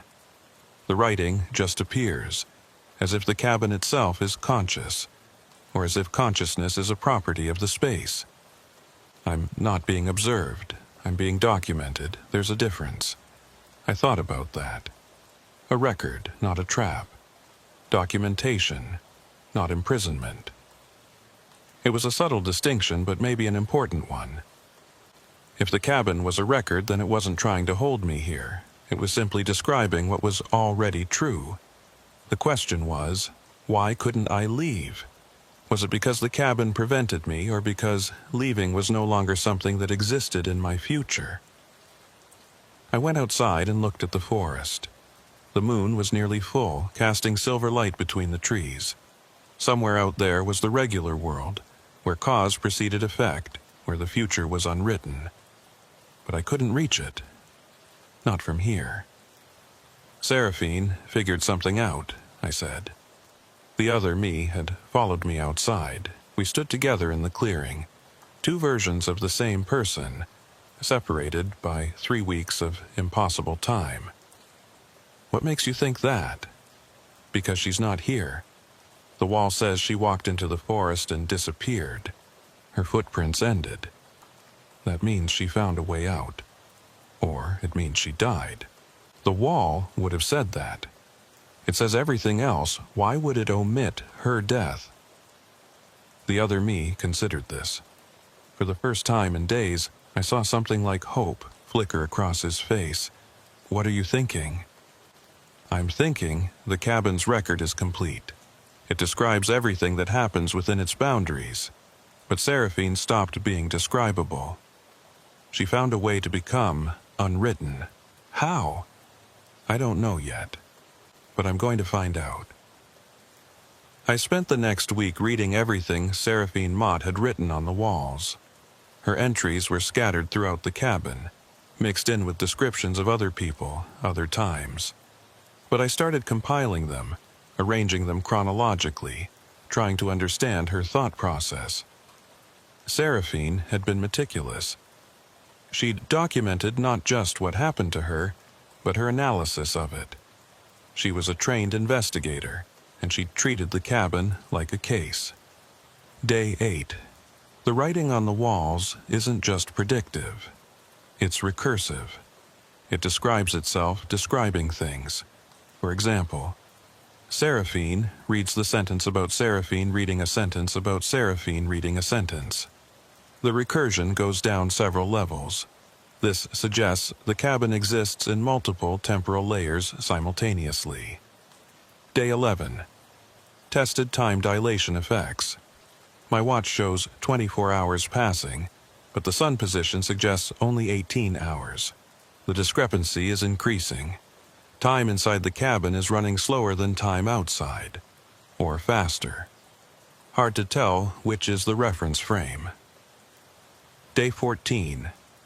Found something in the loft, a loose floorboard, underneath, carved into the subfloor. If you're reading this, there is a way out, but you cannot walk it. You must fall. No signature, no date. How long has this been here? I went up to the loft and found the loose floorboard. I pried it up. There was the carving, exactly as Seraphine had described. The wood was old, the letters worn.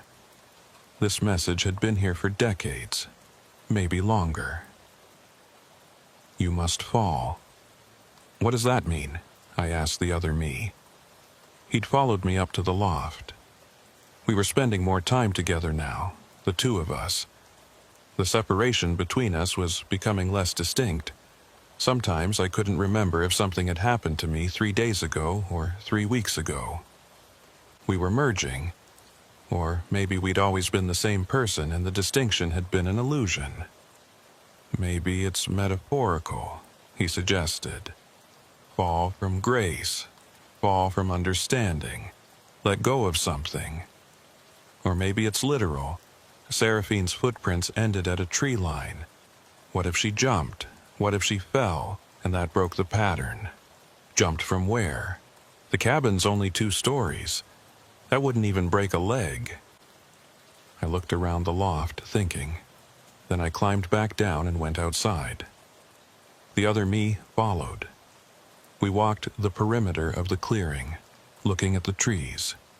There, I said, pointing. At the edge of the clearing, one of the white pines was significantly taller than the others. It had to be 80 feet high, maybe more. Low branches made it climbable, at least for the first 30 feet. After that, it got more difficult. You think she climbed that tree and jumped? I think it's possible. The wall says her footprints ended. If she climbed a tree, there wouldn't be any footprints leading away. That would kill her. 80-foot fall onto forest floor? Fatal. Maybe. Or maybe that's the point. Maybe you have to be willing to die to escape. Maybe the cabin can only hold you if you're trying to survive. We stood there, looking up at the tree. The wind moved through its upper branches, making a sound like rushing water. Are you going to try it? The other me asked. I don't know. Let me think about it. But even as I said it, I was walking to the wall to check what was written there. I had to know if this was predicted, if the cabin had already described what I was going to do. I found the entry near the ceiling, letters so small I had to use my flashlight to read them.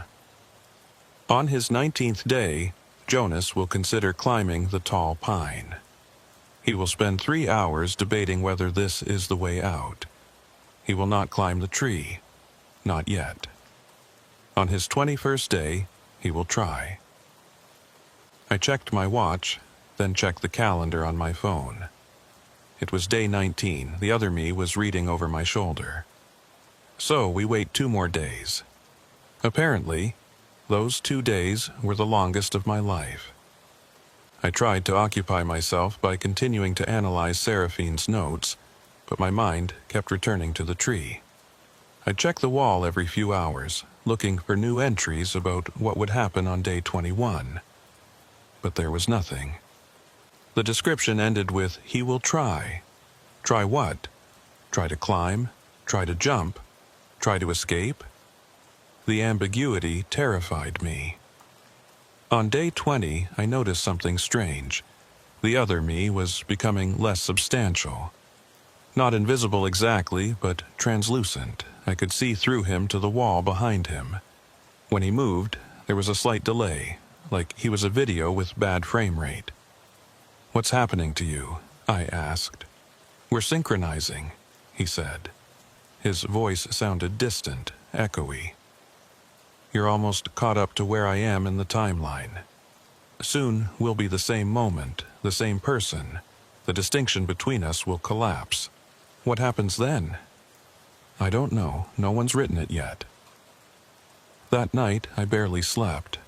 I lay on the floor of the cabin, staring at the ceiling, reading and rereading the same sentences. My mind was racing, trying to think through every possibility. If I climbed the tree and jumped, I would probably die. But death might be preferable to staying in the cabin forever, trapped in a loop of described moments, acting out a script I couldn't change. But if I survived the fall, what then? Would I be outside the cabin's influence? Or would I just be injured, still trapped, but now unable to move? And there was another possibility, one I didn't want to think about but couldn't avoid. What if the fall didn't kill me? What if it did something worse? What if it broke me in some fundamental way, left me conscious but shattered, unable to do anything but suffer, while the cabin continued to describe my agony? When dawn came, I was still awake. The other me had vanished completely during the night. I was alone again. Or maybe I'd always been alone and he'd been a projection, a glimpse of my own future. I checked the wall. Day 21, today. I made myself eat something, drink some water. Then I walked outside to the tall pine. Up close, it looked even more imposing. The trunk was thick, the bark rough. I reached up and grabbed the lowest branch, pulled myself up. The climbing was easier than I'd expected. The branches were spaced well, and my adrenaline gave me strength. I climbed for what felt like an hour, but my watch said only 15 minutes. Time was running strange again, or maybe it was my perception. At about 50 feet up, I stopped and looked down. The cabin looked small from here, toy-like. The clearing was a perfect circle, which I hadn't noticed from the ground. The forest beyond stretched in every direction, endless. I kept climbing, 60 feet, 70. The branches were getting thinner now, harder to trust with my weight. The wind was stronger up here, making the whole tree sway. I wrapped my arms around the trunk and held on, breathing hard. At what I estimated was 80 feet, I found a branch strong enough to stand on. I eased myself into a standing position, holding the trunk for balance. From here, I could see for miles. The Adirondacks spread out in every direction, mountains and valleys, lakes glinting in the morning sun.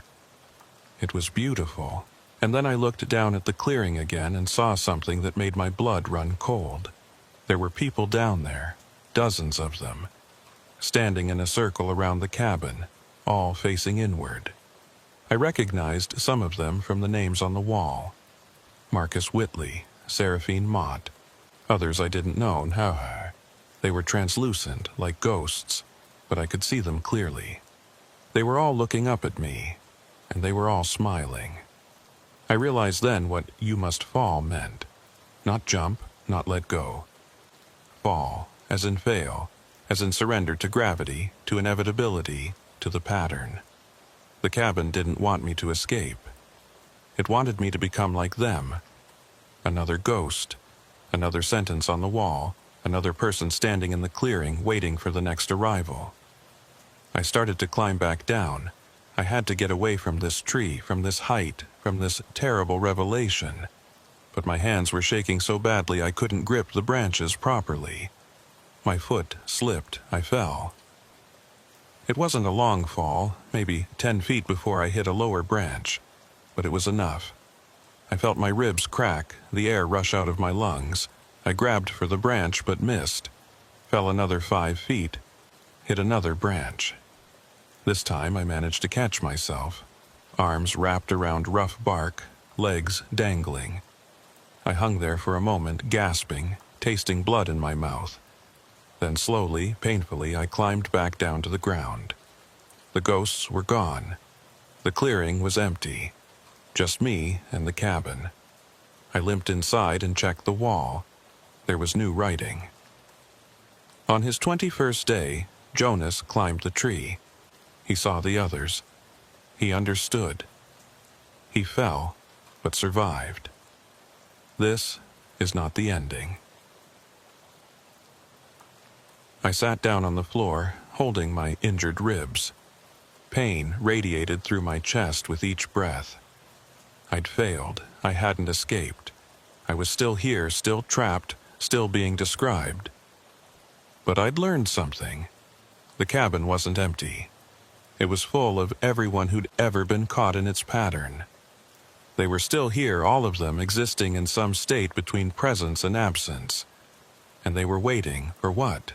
I didn't know, but I was going to find out. The injury to my ribs made everything harder. Breathing hurt. Moving hurt. Sleeping was nearly impossible. But in a strange way, the pain helped. It gave me something to focus on besides the walls and their endless predictions. I spent the next few days going through Seraphine's entries again, this time looking for anything about the ghosts. She hadn't mentioned seeing them directly, but there were oblique references. Day 16. Heard voices outside last night. Couldn't make out words, but there were multiple speakers. When I looked out the window, the clearing was empty. Checked the wall. It says, "Seraphine hears the previous occupants discussing her arrival." Previous occupants. How many have there been?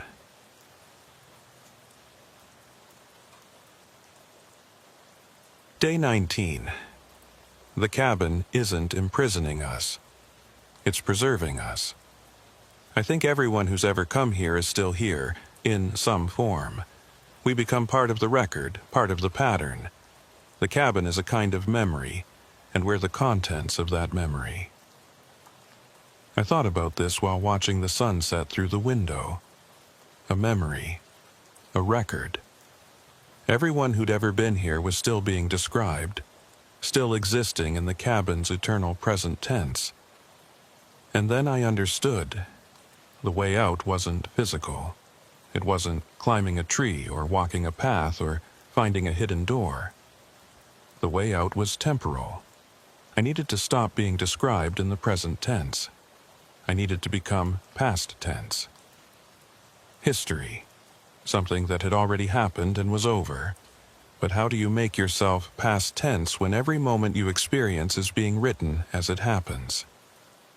I went to the wall where Seraphine's entries ended. Her last entry read, Day 22. I understand now. The cabin can only describe what we do, not what we are. It can record our actions, but not our existence. To leave, I must stop acting. I must become still, not dead. Death is an action, an event. I must become so still that I'm no longer worth describing. And then, perhaps, I can slip between the sentences. Below that, there was one final line. Seraphine walks into the forest at 3:17 p.m. Her footprints end at the tree line. After this, the cabin has nothing to say about her. I checked my watch. It was 2:45 p.m. If I was going to try this, I needed to do it soon, while the sun was still up. I went outside.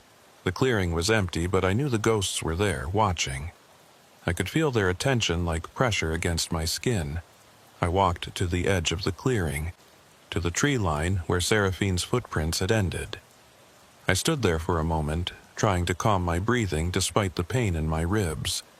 Then I took a step forward into the forest. The moment my foot crossed the boundary, I felt something change. The air became thicker, heavier. Sound dampened. My heartbeat slowed. I took another step, and another. Each step was harder than the last, like I was wading through invisible resistance. After 10 steps, I could barely move. After 15, I had to stop. I looked back at the cabin. It was maybe 30 feet away, but it felt like miles. The distance between me and it was more than physical. It was conceptual, temporal. I was moving away from the cabin's present tense into some space where I hadn't been described yet. I kept walking. Each step took enormous effort. My vision started to blur. My sense of self began to fragment. I couldn't remember my name. I couldn't remember why I was here. All I knew was forward, the direction I was moving, the only direction that mattered. After what might have been minutes or hours, I stopped being able to move at all. I was frozen, mid-step, one foot in front of the other, completely still. I couldn't feel my body anymore, couldn't feel anything except a vast, empty awareness. And then I heard something, a voice, many voices, the ghosts speaking in unison. Jonas Mercer stops moving at 4:23 p.m. He becomes still. He stops being describable. And then, the sentence ended. The voices fell silent. I stood there in that impossible stillness for a length of time I can't measure. Maybe seconds, maybe years. And then, slowly, I started to feel something. Not my body, not the forest, but something else. A loosening, like I was coming untethered from the pattern, from the script, from the endless description. I felt myself beginning to fall away from the cabin's timeline, not forward into the future, not backward into the past, but sideways into some direction that didn't have a name. The last thing I remember is the clearing, the cabin, the forest, all of them starting to fade like an old photograph left in the sun. And then nothing. I woke up on the trail 1/2 mile from the parking area where I'd left my car. It was dawn, My watch said I'd been gone for 24 days. My ribs still hurt. My clothes were torn and dirty. I had Marcus Whitley's journal in my backpack and my own notes about everything I'd experienced. But when I checked my GPS, it showed no record of the cabin. The coordinates I'd marked pointed to empty forest. I hiked back to my car and drove to the nearest town. Called Levi Quayle from a payphone because my satellite phone still wasn't working. "Mercer," he said, "where the hell have you been? We've had teams searching for you for 3 weeks." "I found Marcus Whitley," I said. "Or rather, I found where he went. I need to debrief in person. This isn't something I can explain over the phone." "Are you injured?" "Broken ribs, but I'm okay. Get to a hospital. I'll meet you there." I spent 2 days in the hospital in Albany while they x-rayed my ribs and ran every test they could think of. Physically, I was fine, except for the injury. But the doctors were concerned about psychological trauma. They kept asking me if I remembered what happened, if I'd hit my head, if I'd been disoriented. I told them I remembered everything. That was the problem. Levi came to see me on the 3rd day. I gave him Marcus's journal and my own notes. I told him everything. The cabin, the writing on the walls, the ghosts. Seraphine's final entries. How I'd escaped by becoming still, by stopping being describable. He listened without interrupting. When I finished, he was quiet for a long time. "This is going to be classified," he finally said. "Above, top secret. No one can know about this." "Why?" "Because if this gets out, every crackpot and thrill-seeker in the country will go looking for that cabin, and they'll find it because it wants to be found. That's how it propagates.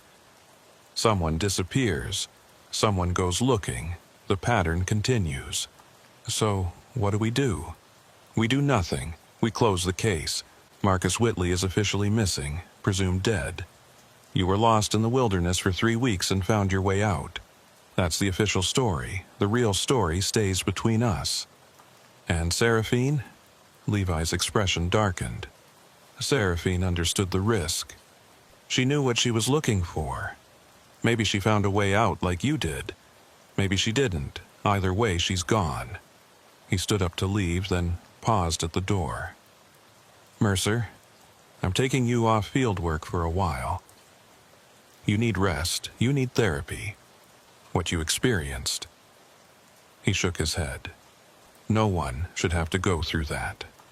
"I'm fine." "No, you're not. But you will be. Give it time." He left. I sat in the hospital bed, staring at the ceiling, thinking about the cabin.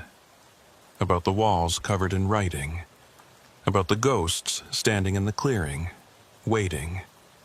About Seraphine Mott, who'd found a way to become unwritable and vanished into whatever space exists between sentences. That night, I woke up at 3 a.m. with a terrible certainty.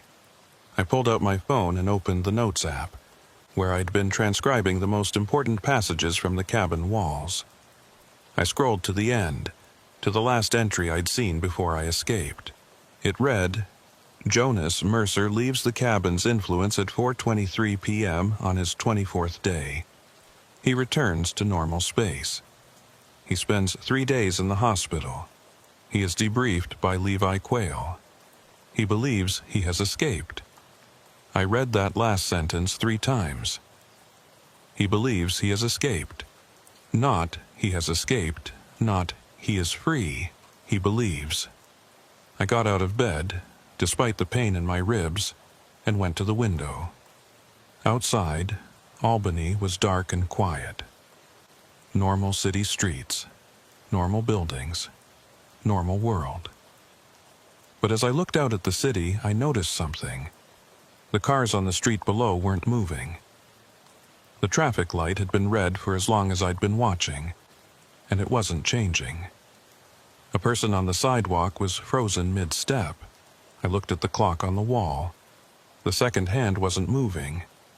And then I noticed the reflection in the window. Not my reflection. Someone standing behind me. When I turned around, the hospital room was empty. But when I looked back at the window, the reflection was still there. It was Seraphine Mott. She was smiling sadly. And behind her, I could see dozens of others. Marcus Whitley, the other version of me. All the ghosts from the clearing. I backed away from the window, heart hammering. I went to the door and pulled it open. The hospital corridor beyond was empty. No nurses, no other patients, no sound except my own breathing. I ran down the corridor looking for anyone, anything, but every room I passed was empty. Every window showed the same frozen city. Time had stopped, or I had stopped within time, and I couldn't tell which. Finally, I found a room with a television on. The screen showed static at first, then resolved into an image. It was the cabin. The camera moved through the interior, showing the walls covered in writing. And then it focused on one section, letters zooming into clarity. Jonas Mercer believes he escaped. He spent 3 days in a hospital. He was debriefed. He returned to his normal life. But this is not his normal life. This is the cabin's memory of his normal life. He never left. He became still, and in becoming still, he became part of the record. He is a sentence on a wall, reading itself, believing it is something more. He will realize this truth at 3:17 a.m. on his 3rd night in the hospital. He will understand that he is still in the cabin, has always been in the cabin, will always be in the cabin. And then he will join the others in the clearing, waiting for the next person to arrive. The pattern continues. I looked at my watch. It was 3:16 a.m. I ran. I don't know where I thought I was going, but I ran anyway. Down corridors that looked less and less like a hospital and more like the interior of the cabin. The walls were wood now instead of plaster. The fluorescent lights became lanterns. And everywhere, covering every surface, was writing. Sentences upon sentences, describing everything, predicting everything, containing everything. I burst through a door and found myself in the clearing. The cabin was behind me. The forest was ahead. And in the space between, standing in a perfect circle, were all the ghosts. They were waiting. Seraphine Mott stepped forward. "Welcome back, Jonas," she said. "We knew you'd figure it out eventually." "This isn't real," I whispered. "I escaped. I got out." "You became still," she said gently. "That's not the same as leaving. You just moved into a different part of the pattern, a part where you believe you're free. But the cabin is patient. It let you have that belief for 3 days. Now it's time to accept what you are." I looked around at all the faces. Marcus Whitley, the other version of me, dozens of others I didn't know, all of them caught in the same pattern, all of them described on walls that existed outside of time, all of them waiting. "What are we waiting for?" I asked. "The next one," Seraphine said. "Someone will come looking for you eventually. They always do. And when they arrive, we'll be here to welcome them. That's how it works. That's how it's always worked." I looked back at the cabin. The door was open, and I could see inside. The walls were covered in fresh writing. It was describing this moment, this conversation, everything I was thinking and feeling and saying. And at the very end, in letters that seemed to glow in the moonlight, was a single sentence. "Jonas Mercer understands now. He takes his place in the clearing. He waits." I felt something shift inside me. The resistance, the fear, the desperate need to escape. It all drained away. I understood what Seraphine had meant. We weren't imprisoned, we were preserved. We were the cabin's memory. And memory doesn't escape itself. It just is. I walked to the circle and found my place among the others. We stood there together, faces turned towards the forest, waiting. Somewhere out there, someone was wondering what happened to Jonas Mercer. Eventually, they would come looking. They would find the cabin. They would read the walls. And the pattern would continue sentence after sentence, person after person, forever describing itself in an endless present tense. And we would be here, waiting to welcome them home.